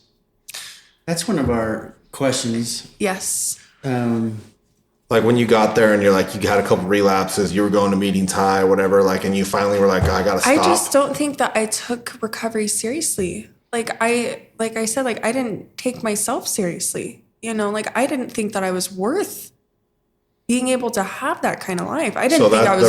The reservation is you weren't capable. Yeah. Or it wasn't for you. That I wasn't worth. Yeah. Having recovery, that I didn't deserve to be to have recovery. Or that it couldn't work because of those things. Yeah. So, and I kept relapsing, and you know, I remember my last time relapsing, I didn't relapse on any of my drug of choices. You know, I validated that because I lied about my clean time for a few months. Yeah. Because I only drank. You know, I drank, but let me just tell you, like, I had enough clean time. Like, before that, I had 30 or 60 days before I relapsed again. So it was like relapsing every 60 to 90 days for that first year. I did the same thing. I did too. Yeah. I did too. I just couldn't not, you know, it was just like, I'd get far and then I'd be like, man, maybe just, you know, maybe I can just one time, or, you know, let me just, you know, and also it was like like I was telling you guys in the beginning, like that hood rat shit, like I have such a hard time. I had a hard time grieving the criminal aspect of it. When you're not normal for so long, well, when you're not the normalcy you talk about, when you're not that for so long, and then you start trying, when I'm not that for so long, and then I start trying to be normal, it's fucking boring. Yeah. It's like, what the fuck are we doing here? I had a really, really hard time adjusting. And like, I didn't really even have that from the get, you know, like I didn't ever have like a normal job or anything like that, you know, like That's what I say about like society putting a box around what's normal. Yeah. Well, we do it to ourselves. True. That's what I'm saying, but it's fed to us somewhere. Yeah. Somewhere in our lives, this is the box that these things belong in. Yeah. And I don't believe in those boxes anymore.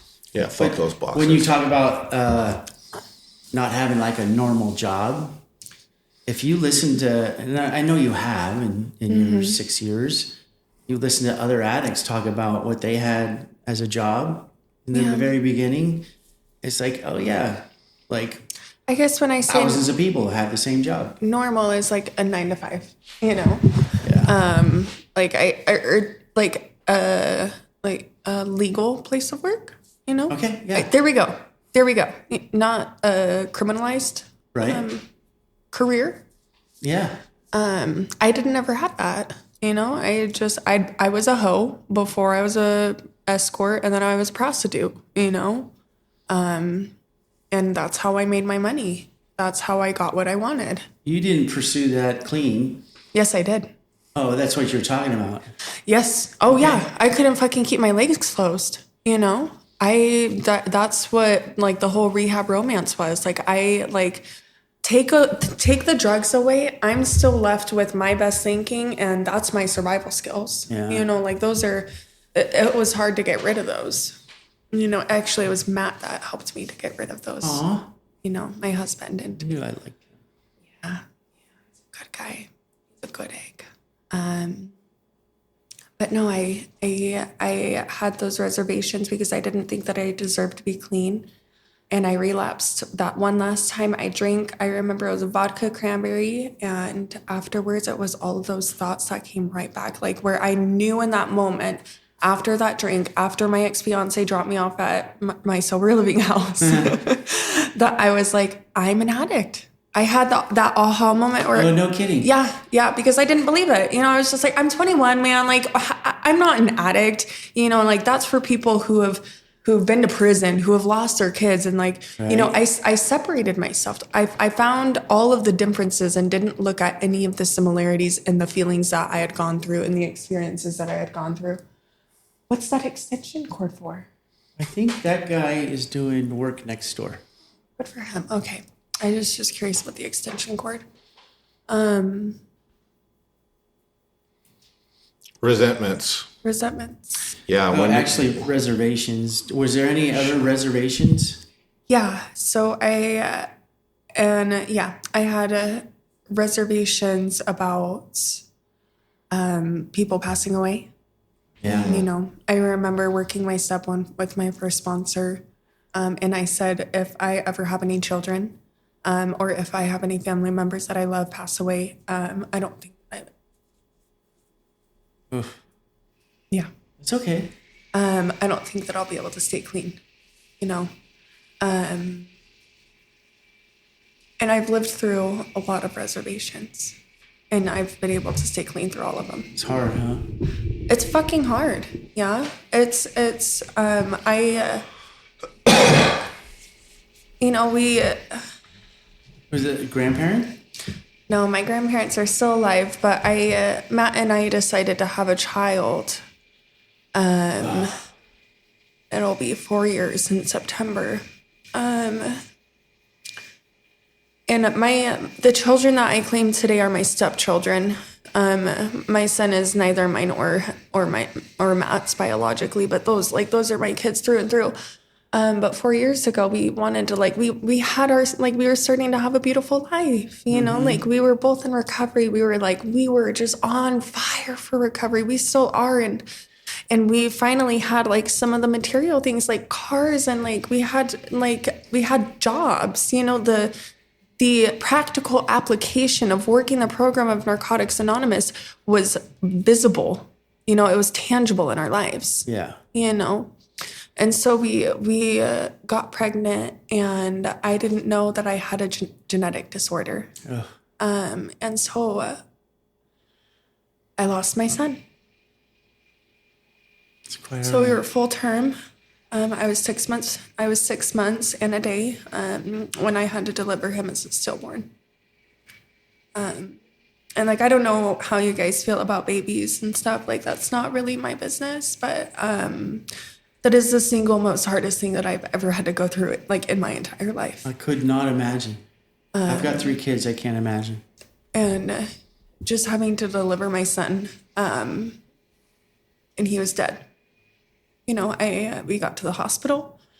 We knew that he was going to pass away about a month before that. I remained having a lot of hope.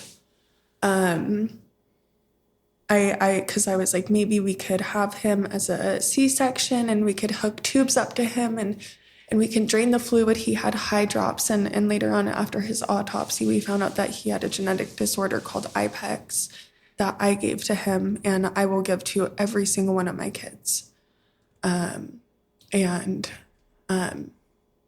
So 5 months, I guess we were 5 months along when we found out that it wasn't a hole in his heart, and it was actually eye drops, which is where the body starts to retain fluid, and his organs couldn't develop and they couldn't grow. And so it was a month of me trying to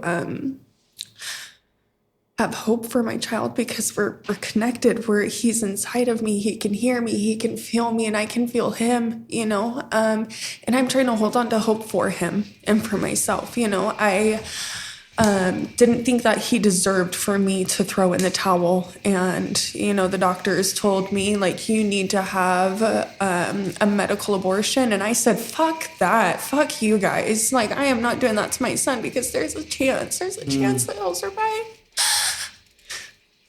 At that moment, were you thinking about a reservation? When I got the news, I wanted to get high, so I just didn't want to feel what I was feeling. And I had just been in so much pain. And, like, this is the moment where, like, we started having Matt's daughter and we started taking on Hendrix. And, you know, like, that promise of normalcy that I always wanted started to look like it was coming to life, you know? Like, the life that I had always dreamed of having, the life that I had always fantasized about having started to come into fruition, you know? And it was because I was working hard and I was doing all of the right things, and it just felt like a kick in the gut, you know? And I'm sad for my son. I'm sad that my son didn't get to experience, like, it doesn't get to experience life with us. And that moment when I got the news that he wasn't going to make it, I called someone in recovery. I looked at my phone and I knew that I was faced with a fork in the road, and I could choose to go left or I could choose to go right. And I chose to do the right thing. And I called somebody in recovery who met me in the hospital parking lot and sat with me while I fucking cried, you know? And it was just a month. It was a month of just trying to have hope for him.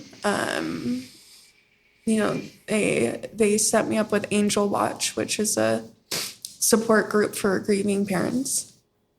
And I, like, all of those masks that I put up when I was a child, you know, to not feel the feelings of seeing my mom, they all popped up. You know, I couldn't feel what was going on because I didn't want to feel that much hurt. You know, I just kind of disassociated. And I mean, there were glimpses of time when I would feel very, very connected, you know, but a lot of the time, like, I just had to work and I just had to distract myself because that kept me in a place of having hope. And I delivered my son. We went up to Salt Lake to go to Primary Children's Hospital to see what we could do. And I don't know if you guys have ever had is it grand rounds done, where it's like you go in and there's all these different kinds of doctors. So like a cardiologist and maternal fetal medicine, you know, just like every single kind of doctor that you could think of was there. And none of them met with me because they said, I'm sorry, his is so severe that we cannot treat it. There's probably, they're all of them are probably like, there's no hope. Yeah. And I delivered him that night. And I had a very traumatic birth. You know, I hemorrhaged, I lost 3 liters of blood. I had to have 2 blood transfusions. I went in for a 3-hour-long surgery after I delivered him. I couldn't even spend time with my dead son. That's a gigantic trauma in itself. I feel bad for Matt because he just had to sit there and watch. But that reservation, you did not get loaded. I did. I remember I called my now sponsor in the hospital. They had administered a pain medication to me, and I thought that I had relapsed, and I was going to use, that was like my reservation, holding on to that as ammo. Like, well, you've already used, you know. I called her, I said, hey, like, I had this administered. I know that I need to restart my clean time. And she said, what are you talking about? You know, it was administered in the hospital because you were in pain. You were in surgery. You know? And it was at that moment where I was just like, oh, okay. You know, like, I guess people can take medication because they need it. You know, it's not like I have to be like, that I have to avoid absolutely everything at all times, you know, even when I'm in need of it. Mm-hmm. You know, I think there's a section in our basic text that kind of talks briefly about that. In times of need. Yeah. Yeah, we have IPs about that, right? Yeah. And So that covers reservations? yeah. So I lived through my reservation, Yeah. losing my son. And we've talked about your abuse, but nothing in recovery? No abuse in recovery. I mean, I have a charge that I got clean because I couldn't just put it away, But no abuse while in clean time, we pretty much covered a lot of the abuse that you've been through. But it pops up every so often, Just the trauma responses? Yeah. Did any of that trauma have effects on your relationships when you're clean? Yes. What does that look like? Withholding myself. Oh. I've used that as like a control. Also, like giving myself it sounds so. I don't think he'll mind, but that first maybe year or two, it was like I was the epitome of sexual fantasization. I could every single day without fail. Because I knew that that's how I could keep him. It's a hard thing to break, right? If you lived it for so long. It's very hard. Yeah. And so instead of that going from different people every day, I was just with my husband, and then at some point in time when my feelings got hurt, I used it as a tool to withhold. Yeah. Yes. So it has, and there have been times where I've had triggers,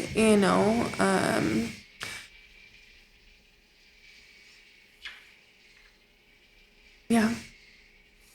Okay. Triggers just from like previous assaults and stuff, and sometimes it comes up, like where it could just be the way that someone touches me, or the just the location of it too. It will. I'm laughing because I relate. Yeah. I have an issue with right here on the back of the neck. If someone touches me there, it sends me right back. Yeah. I can't have a massage by a male person just because of the molestation as a kid. Yeah. I don't trust men's hands on me. Yeah. Josh was asking about resentment. I think that's the next subject. Yeah, resentment. Just when you first came in to recovery, and then also currently today, resentments that you're currently dealing with. Like still active. Okay. Yeah. I mean, when I first came in, I had a lot of resentments towards my mom. Mm-hmm. And towards my grandparents. I've worked through a lot of the resentments that I've had with my grandparents, and like I said, we have a beautiful relationship. I had a lot of resentments. I still have a lot of resentments towards my mom, and I'm working on it. It's not easy to get rid of. I listened to it was one of your podcasts too, where I had this aha moment where it was just like, oh, her side of the street and my trauma is not mine to carry. Yeah. I just get to treat my trauma. That's my side of the street. But I'm still angry. I'm still upset. And why I'm still upset is because, for my birthday was June 2nd, my belly button. My mom called me, told me happy birthday, and then proceeded to talk about herself for 30 minutes. And then, blamed me for my sister's depression. I haven't talked to my half-sister in 10 years. So my mom's still in active addiction, and I'm resentful because it's the same behaviors. It's the same shit, different day, and there's no accountability. And I just need to work through that. I need to not have the expectation, but it's hard. It's hard to work through. It is. Yeah. I mean, I think that would be the point where I would say the 2-foot drop. Right? In our head, we're still thinking about the resentment. And then in our heart, you would have compassion for your mom because she is still an addict. Yeah. And she hasn't found the hope. Yeah. In the recovery. I can feel both of them, but I can't feel them both at the same time. Yeah, Does that make sense? Yeah, that makes sense. Because I can be compassionate for her because, anyone, even... I feel like I am at a place in my recovery where if my perpetrators were to find the room, I could probably share space, because I've done some body work, Cool. But my mom, and probably because she allowed that shit to happen, is why I have a really hard time. So I'm still resentful, and I'll work through it on this round of steps. I did last round of steps, and this round of steps, it's still on my step 4, and I'm just, God willing, I'll be ready. It's a process. It is, and I was resentful towards the God of my understanding for taking my son away. I wasn't resentful that it happened to me. I was resentful that I was exempt from a miracle. Wow. That's interesting. Just because I see miracles happen all the time in the rooms. I see miracles happen all around me, and I was just like, why the fuck do I not get one? Do you know that you being clean is a miracle? I know, but you're in your head. Yeah. We don't see that. Yeah. It's kind of twisted, but it's also possible that not having the kid might have been a miracle too in some way. 100%. So I don't want to say it's a podcast, but it was a live Facebook feed with Taxi TV. My friend's boyfriend does it out of Southern California and stuff. And he said, do you not think about what his quality of life would have been? Yeah. It's like, well, that's fucked up, It doesn't Because take... you realize it might be true. Because I realized that it would be true. He wouldn't have a quality of life. But what's beautiful about that resentment that I had towards my higher power is I had worked through steps 10, 11, and 12 during that time. And I realized that it was okay to have a human-like relationship with my higher power. And everything's open for revision. Well, and if anything, it made that connection with my higher power just that much greater, because I don't view it as some type of superiority. If that totally makes sense. But it's just kind of, I can be angry, and I can be happy, and I can be sad, and my higher power is just there through all of those feelings. I didn't realize that before. We're going to circle back around to your spirituality. Okay. Yeah, after these questions. So that was resentment? Yeah, do you want any resentments you're currently dealing with today? Besides your mom? Yeah. I think that's the biggest one that I'm still facing. Okay, cool. Yeah. Fears in early recovery. Ooh. I think we kind of touched on a couple of them. I was very fearful of being clean. Yeah.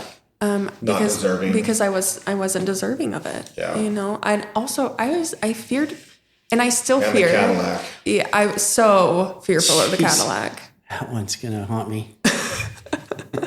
And every time you say Cadillac, I can picture it too. Really? Yeah.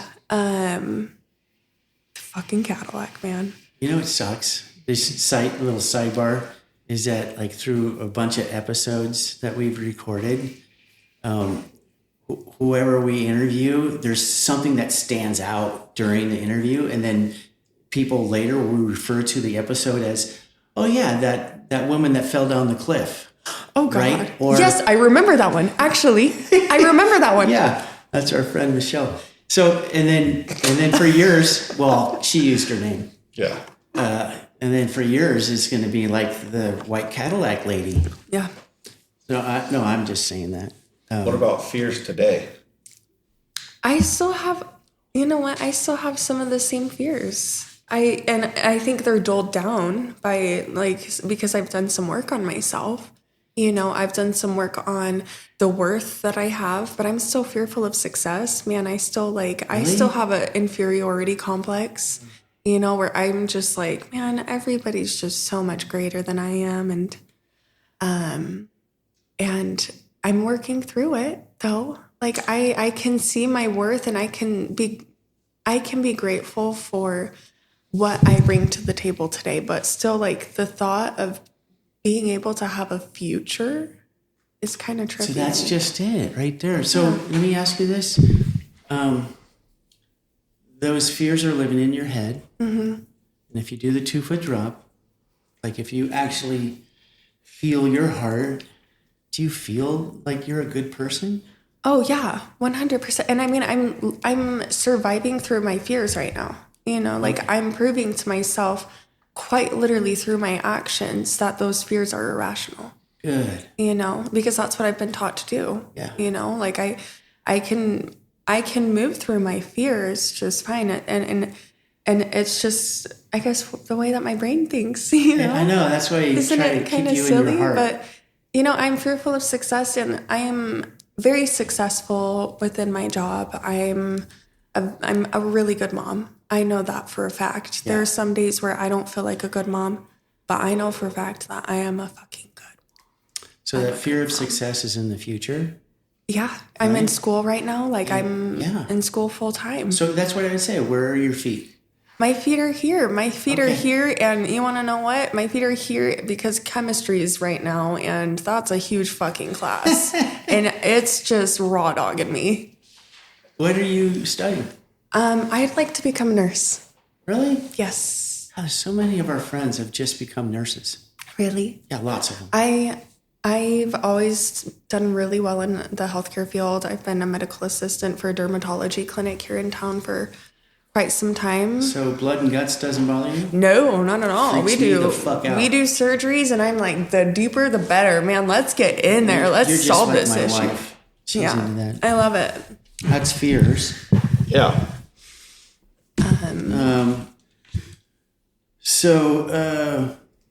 Yeah, does the fears affect the way you are in relationships? I think we already did that one. We did? Yeah, we did that one. Cool. Yep.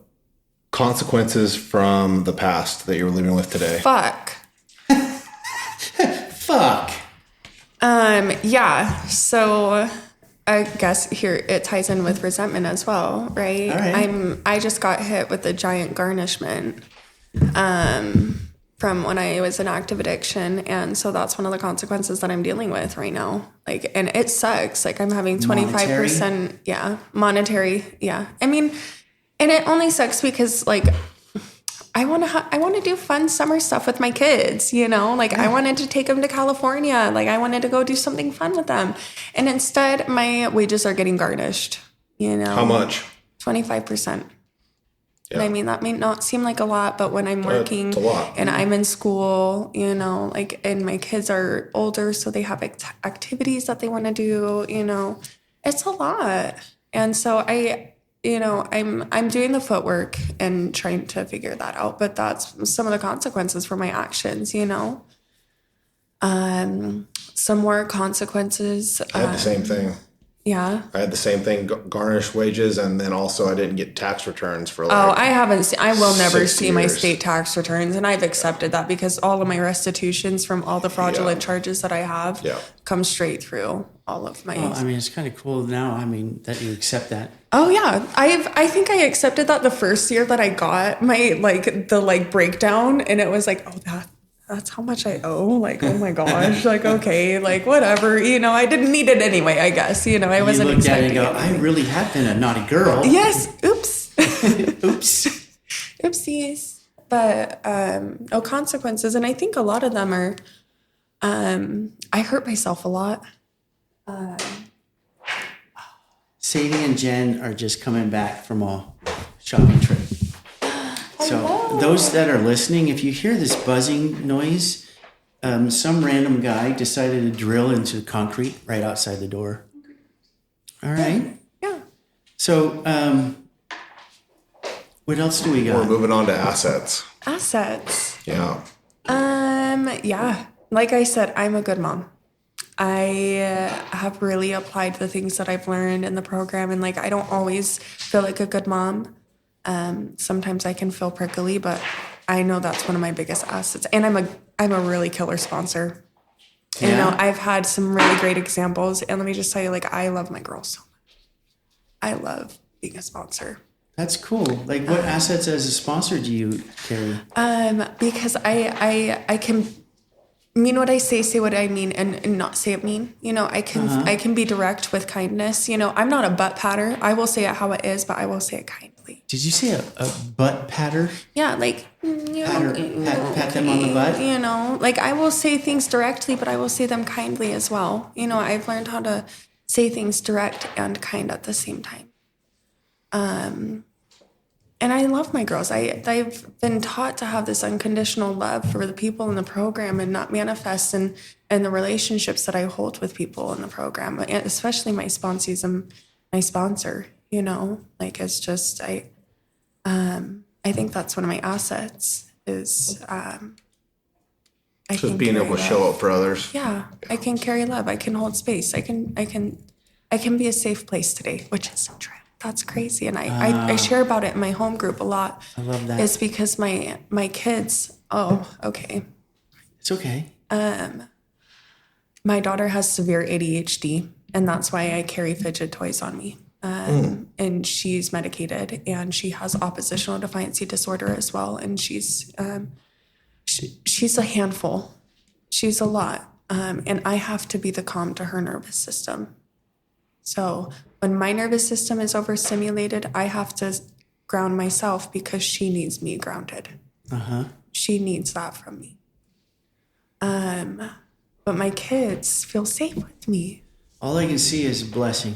Like how from That that you're clean. full circle moment of like me No not shit. feeling safe with my parents or my family ever to being able to like break that cycle and provide that for my children. Like I've talked to them when they've gone through some hardships, you know, in just the past year. And both of them have been like, you are our safe place. We don't need a therapist. We can talk to you. And I'm like, I don't have the PhD for that actually, but I'm always here for you, you know? And it's just cool because I didn't ever think that I'd be able to be that kind of safe place for anyone, you know? I love that you use the term, you broke the cycle. Yeah. Yeah, we use that a lot.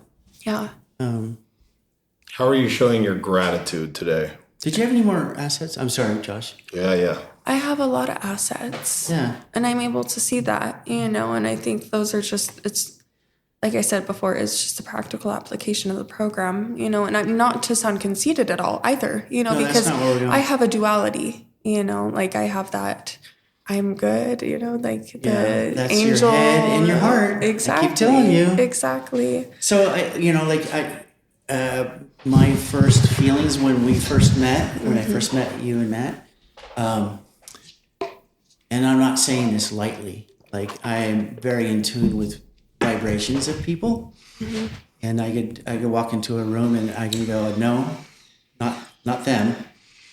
But when I met you guys, it was like, oh yeah, like they're my people, because I saw like a genuine smile, not like, I don't want to say fake smile, but it wasn't from like a lot of people, they smile, but not from their heart. And you two were both smiling from your heart, and you were very receptive and open into meeting strangers at the convention. Thank you. Yeah. I appreciate that. That means a lot, you know, and I felt the same way because I think I met you right after I met Dan T. Yeah. There we go. Is that better? It's okay. We can edit. Okay. There's also the gentleness that you have. I mean, I've talked to you like over the past couple of years when we're at the convention, is that you do have a gentleness about you. Thank you. Yeah. I appreciate that. And because I haven't always been gentle, and I haven't always been gentle with others, and I haven't always been gentle with myself. Right. You Isn't know, that a great thing to hear? That you've come from violence to being gentle? It's kind of a trip. Oh, people say that about me. When I share my story sometimes, very seldom do I share like the past. But when I do, people are like, look at me like, that's not you. Yeah. Yeah, I get that. All right. Oh, Josh. Josh is smiling. Are you smiling What's from going your through your heart, head Josh? right now? No, I was just thinking about violence. Jesus. What you said was it's a trip. I mean, I get it. I can relate to that too. What? That you weren't to come from a place that's not where I'm at today, like to just be like a healthy, It still loving, compassionate human, and that's not where I come from, Does it still feel foreign to you sometimes? I don't know what happened, but I think I got hit in the head pretty hard one time, and I there's like a clear in separation. recovery. Wait, are you fell being off a serious? ladder or something? No, I hit myself in the head with a T-post driver at work, and there's like this. I don't know. It's like the other version of me feels like a different. There's like a disconnect of some sort. Yeah. Like I remember it, Yeah. like bits and pieces of it, and all that. It's not like it's not there, but I can relate to that though. That's weird, And I yeah. think mine's like probably ties into like my crazy conspiracy theories, but I think with about like dimensions colliding and things, but we won't go into that. That's a little bit much right now. You guys will never invite me back and never. Oh no, you're right in his alley. there's just there's distance between There's then distance. and now. I think, like I don't know if they were different dimensions or different lifetimes within a single lifetime, but I am very much so enjoying the dimension and the lifetime that is happening right now. I love it. Yeah, that works. Gratitude and recovery. How are you showing your gratitude? Oh, I love that. Like gratitude is an action word, right? Like you show. I mean, people say that. Is that not the truth? Like you Well, can say no. you're grateful and. No, I disagree. I mean, I like the fact that people take action because they feel gratitude. Mm-hmm. But in reality, and I'm not trying to cause waves or anything, but I feel that There's probably multiple different working definitions exactly. of gratitude that anybody can Yeah. use. but I don't want exactly. to. I don't want people to disconnect just the feeling, because Oh, for gratitude sure. is a feeling. Yes. And I It's a guess very what powerful feeling. Yeah, I guess what I mean is like I take care of the things that I'm grateful for. yeah, And that's the action part is like I take care of my recovery because I'm grateful for it. I take care of my There you go. relationships because I'm grateful for them. Yeah. I take care of my body because I'm grateful. Dude, I made it out of prostitution without a single STD. That's crazy. I got chlamydia twice, but a single STD, like how grateful could I be? Like I didn't acquire AIDS or anything from sharing needles or anything, no Hep C, nothing, That's a miracle. Isn't that? But Yeah. so like finding gratitude, and you want to know what? I have a gratitude group chat with my sponsor family and my sponsee sisters. And then I also have one with myself and my sponsees and my grand sponsees. And a lot of the time I'm grateful for just like a roof over my head, and warm running water and a bed to sleep in. Yeah. Very I'm grateful for coffee. It's like the most common thing I find. I gratitude. love that. We have a gratitude thread of 5 of us. Yeah. And that's like on at least every day. It's somebody's grateful for coffee. Like, thank God I for love coffee, that. dude. And you want to know what? I love that because Yeah. yes, I count my caffeine intake because if I'm not careful, like I will drink like probably 1,200 milligrams of caffeine. Holy a day. fuck. Yeah, I I know. don't count milligrams. So much coffee, dude. I know. That's crazy. I know. I drink 2 cups in the morning. I know. Dude. issue.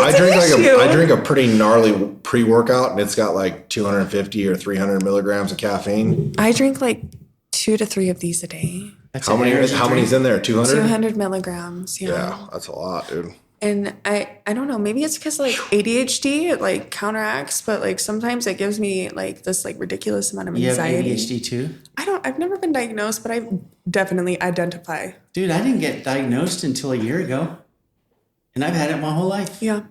Everybody would told me that, but I never wanted to face it. Yeah. Well, I just relate to a lot of the issues that my daughter goes through and like a lot of like the research that I've done to try to help her and navigating her journey in ADHD has really helped me I'm too. missing the H though. Just Okay. ADD. ADD. Yeah. All right. Spirituality. Tell us about your spirituality. Yeah. What is your higher power? I don't know.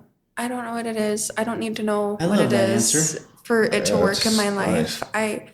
I'm still like that resentment and like just that So So it's just it's more powerful than you. Yeah. And it's a thing that's out there. I don't know what it is. I don't want to know what it is because I overcomplicate most everything in my life, and I will overcomplicate the fuck out of a higher power if I don't just say it's there and it's working and I'm grateful for it. You know? I mean, that's like the simplest version of what my higher power is too. Yeah. I've found a lot of spiritual guidance in synchronicities. You know, like on my clean date, when we were in San Diego, I saw 777, 7777, 777, and then 75 more times. Do you maybe have heard one of the podcasts recently? She was talking about numbers. Yeah. And almost exactly the same thing, synchronicity and, paying attention to little drops of, if you're paying attention to your world around you, just there's little drops of things going, oh, okay, higher power is still here. Like my son is like very deeply tied, and like that's where like the birds comes in, you know? Like I notice things, that synchronicity of being aware of your surroundings, like listening, like being quiet enough and pausing long enough to listen to what the universe and what God and what our ancestors and our lost loved ones have to say, you know. Nicolette. Yeah. We just recorded her recently, and that's the person I was thinking of. She does the same thing. She goes, I hear my ancestors and numbers. Yep. Right now I hear the gardener outside our door. And I just formed a resentment. I'm gonna have to work on that.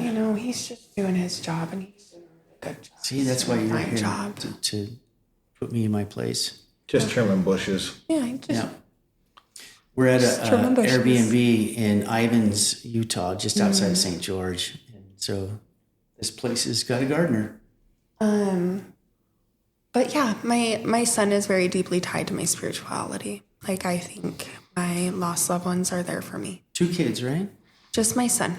But I have 3 kids total. Two are still here. We take care of them, and but the son that I had that was a stillborn, he's my little angel baby, and that's what he sends me baby birds.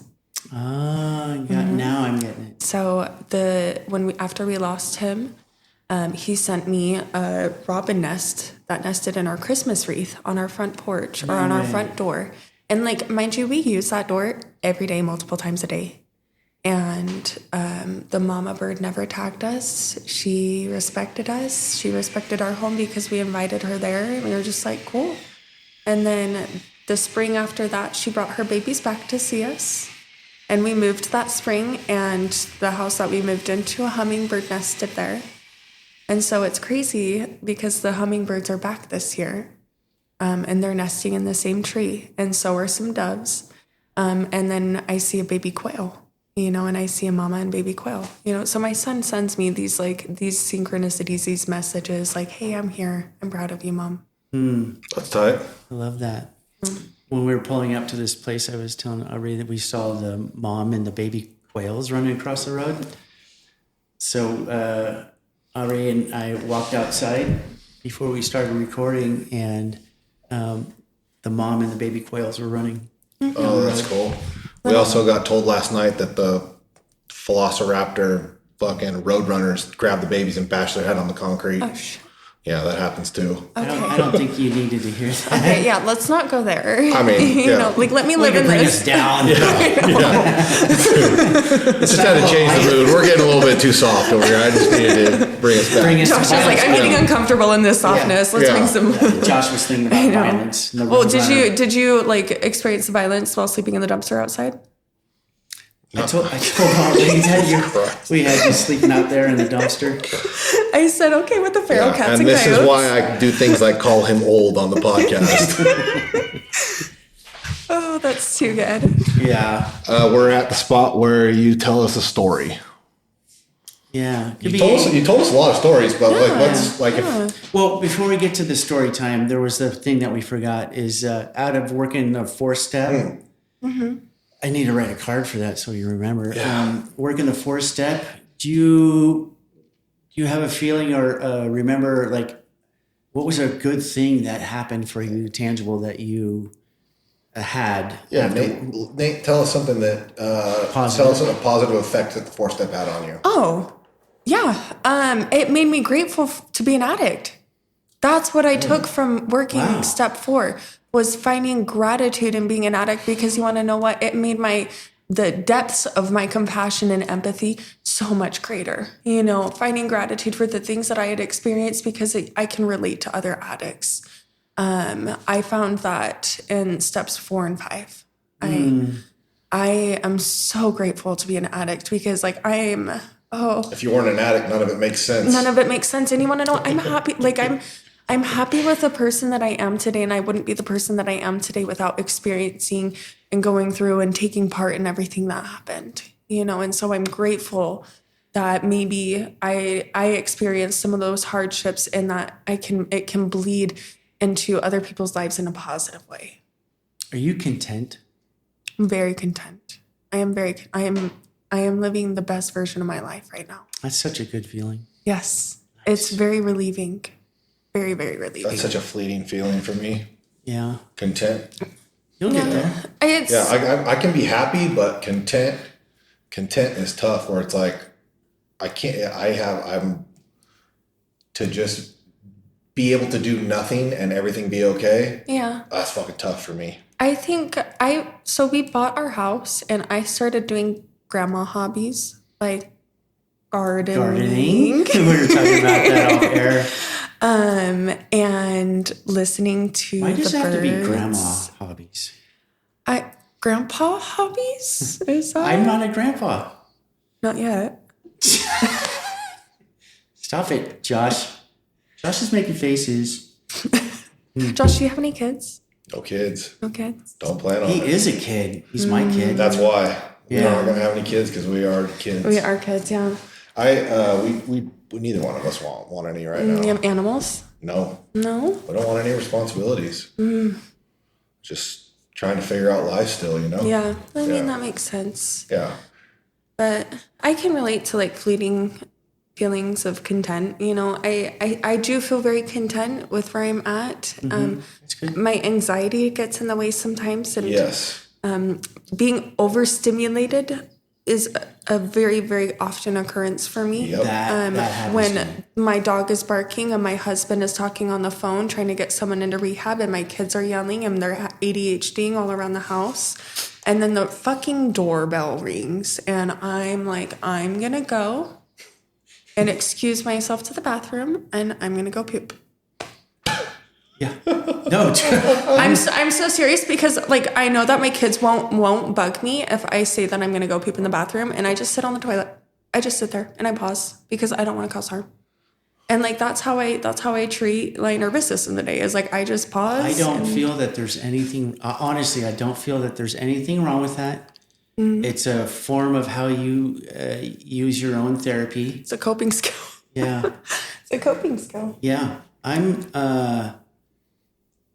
I relate to that, and I'm so grateful for my wife, or for Jen, that she understands our process around the anxiety.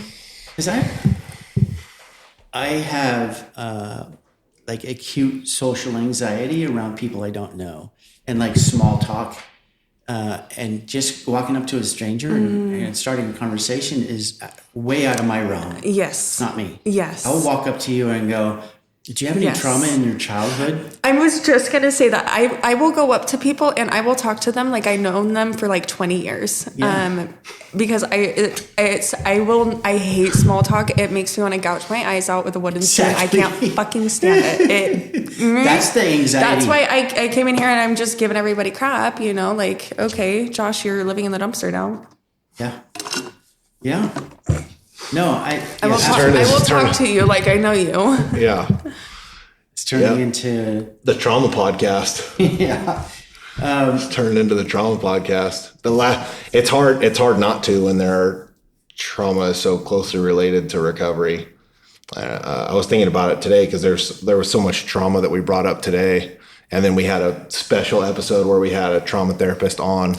That one was one of my favorite You ones. listened to it? I loved it. Yeah. Yes, it was so special. It's important for people to know that like the outside help is not only is it an okay thing, but it's sometimes very necessary. Yeah. Well, yeah, and that's why I said that I've found relief in going to somatic therapy. Like I've never experienced more relief in my entire life from my anxiety than I have just in the past 3 months of going. You know? I tell people that it fills in the gaps where the steps miss. Yeah. You know, You got to take it where you can get it. Like you said, working out, therapy, step work, prayer, meditation, support group. Like sometimes it takes all that shit. Yeah. just to get through the day. Yeah, and it's still fucked up. Yeah. Yeah. But you manage to live through the day. Yeah. And not get loaded and not cause harm. Yeah. All right. I was just thinking about that because I have a safe space in my house where I can go to if the rest of the house is crazy. Yeah. I can just get up and walk away. Well, and I guess mine's... And then Jen just leaves me be. Hers is a toilet. Mine's a toilet. Yeah. Yeah, I just happen to have I have a a small studio. house, yeah. Yeah. Anyways, story time. Yeah. Yeah, tell us a story. It could be sad, happy, something in recovery, something Could be more funny. amusing. Could be scary. Yeah. What kind Could of be story violent. do you guys want?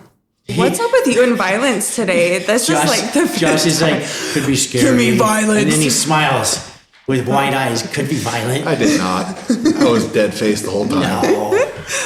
There was no facial expression. Yes, it was. It could be anything. Just something that stands out. Like if you're gonna tell somebody a crazy story that stands out to you, like some experience that you've been through where you're like, yeah, that was pretty fucking wild, Or I barely lived through that or something. or my higher power showed up or whatever. Oh, I don't know. You already told quite a few. Yeah, I have told quite a few. Yeah. I guess I'm just drawing blanks here. That's okay if you don't have it. Yeah. Yeah, I should have gave you time to think about that. There is sometimes...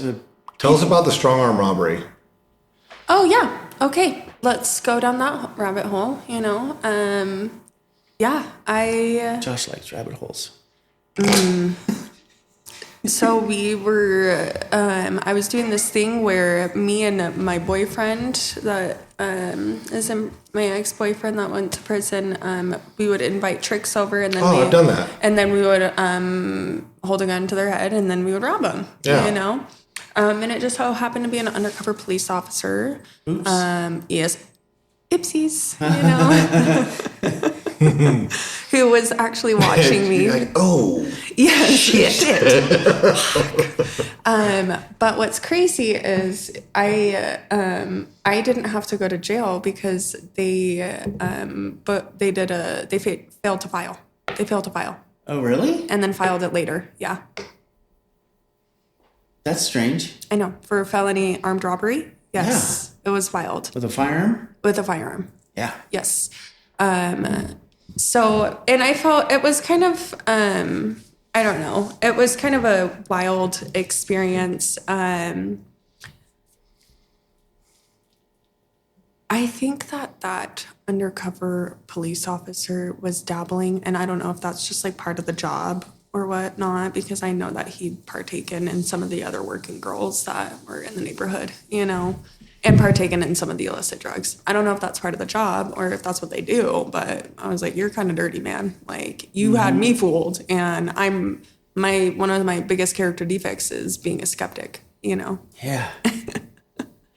Well, we grew up not trusting anybody, Yeah. so that makes total sense. Yeah. Very interesting that the charges never got filed. That's pretty cool. Well, the charge got filed later. Yeah. I just didn't have to go to jail at that time for it. I did do 6 months for it later down the road. Got it. I mean, in the big scheme of things, like 6 months is... Strong arm robbery with a firearm. Was that part of your suspended sentence? Yeah, it was. What did they Yeah. give you? A 5 or 10 or? It would have been 5 to 10 years if I didn't complete this last round of. So your low term was 5, high term was 10. Yes, because I also had 2 assaults, 2 domestic violences, and then multiple forgery and what is it when you have fraudulent information? Fraud charges, I guess. I had other people's identities, identity theft. Yeah, one more question. Yeah. So any of all of that stuff, has it ever affected you, like a felony, getting a job or anything? I've actually been like extremely lucky. And what's so funny is like the doctors that I work for right now are probably going to listen to this podcast, at least one of them. Hey, Austin and his wife. But they didn't do a background check on me. And I joke with them now, and because they know about my addiction, they know all about. So yeah, they know your story. They know my story to an extent, you know. And I told them, I said, if I were to apply and you did a background check on me, would you have hired me? You know, knowing what you know, right? And you would have been like, well, you wouldn't be here probably, you know. But I've worked there for about 5 years, and then I worked at a call center before that for a year. So I didn't have any issues. I didn't have any issues finding a job, you know, which was really cool. And I think that's probably how it was meant to be, because if it was a hard time for me to get a job in early recovery, I don't know if I would have done it. I probably would have used that as an excuse to go down to Vegas and to strip. We found a lot of people that we've come across that have like charges that normally. Well, yeah, I wasn't supposed to work with vulnerable populations, you know, because of my assault and domestic violence charges. They didn't want me working with old people or children, you know. But yeah. Okay. Well, very cool. Thanks for coming out. Yeah. Thanks for being here. Thanks for the coffee too. Yeah, of course. Thanks for being vulnerable. Yeah. Sorry, there was a lot of trauma and. Oh, don't Why are you saying sorry? apologize for that. I don't know. You were authentic? That's just my story. Yeah, for sure. Yeah. There's nothing to be sorry about. Well, I don't think so anyway. Okay. Yeah. No, absolutely not. In fact, you know, Kevin wants to talk about trauma. We've had I don't many not people, want to, but he's for sure, like, it's a big thing for him. Well, it correlates to us getting loaded, right? Yeah. But over, you know, the many podcasts, we've had so many people, you know, like contact us or comment or reply and say that this is something that made a difference in my life. A lot of Me Too moments. Yeah. So the identification, so whatever you shared, at least some people are going to identify with that and go, oh, okay, maybe I do belong here. You know, so I hope so, because, you know, I struggled finding that for myself and identity. You talked about the gratitude for being an addict that you found from doing the 4th and 5th step through like the relatability, you know? Yeah. So, I mean, this is another opportunity for people to find that in a way that maybe they wouldn't find it in a group setting, because a lot of this stuff doesn't come up in a group setting, and it's usually saved for a sponsor. So when somebody does the podcast and is capable of sharing that stuff, you know, openly, authentically, and will pry. And so it opens the door for somebody to be able to relate to a story that they may not have heard in another way, you know? Well, and I hope someone has a Me Too moment, you know, if I get to provide that for someone else, like it was provided for me, you know, like I think that person, and it's sad because she overdosed last summer. She was my first Me Too moment, and I've always clung on to it. Like, I've always just been like, you know what? Like, okay, like this is where I belong. I do belong here, even though I'm young, and even though I haven't done all of the things that you guys have done, even though I haven't been to prison. Like, maybe I am an Those addict. Those aren't qualifiers to be here. Yeah, I don't need any qualifications. I'm an addict. Yeah. I just love this. Before we close, I just say that I love the saying that if we save one addict, all of this is worth it. Just saving a life. So, all right. Thank you so much. Appreciate it. Appreciate you. Yeah. And Yes. Prayer hands. Namaste. Yeah. This is the namaste. Josh gives me such a bad time about that. I follow the Buddhist path. That's give you what a hard I'm time about looking that. into it. Honestly, I do this all the time. there's a Tibetan. Regularly. I send it in text. Yeah. Yeah. Yeah, I give you a hard time about all that I'll stuff. have to but that's ask not- you that's about not it that then one. because I've been intrigued. Yeah. Beyond that, we're out in Utah, St. George. We're here for the Southern Utah Convention. We're Narcotics Anonymous, SWACNA. Suwakna. Wait, so there's a town out here called Hurricane, right? But you read it and you say hurricane. So how is it pronounced? Hurricane. Hurricane. All right, enough of that. Thank you, everybody, for listening, and we hope you enjoyed. Love you guys. Have a good day. Love you. Thank you for hanging out with us today. We really appreciate you being here and being part of this community. Just a quick heads up before we wrap. The people we talk to on this show are just sharing their own personal stories. They do not speak for any specific recovery program or group. It's just their experience, strength, and hope. Well, that's it for now, and please remember that you can follow us on any of your streaming platform that you listen to, and somewhere in there on that streaming platform there is a donate button if you care to help out with our monthly fees that we have to pay to produce each episode, and there's a follow button. There's also somewhere on your streaming platform you can text us and send us a response or email or check-in. Really appreciate you guys. Thank you.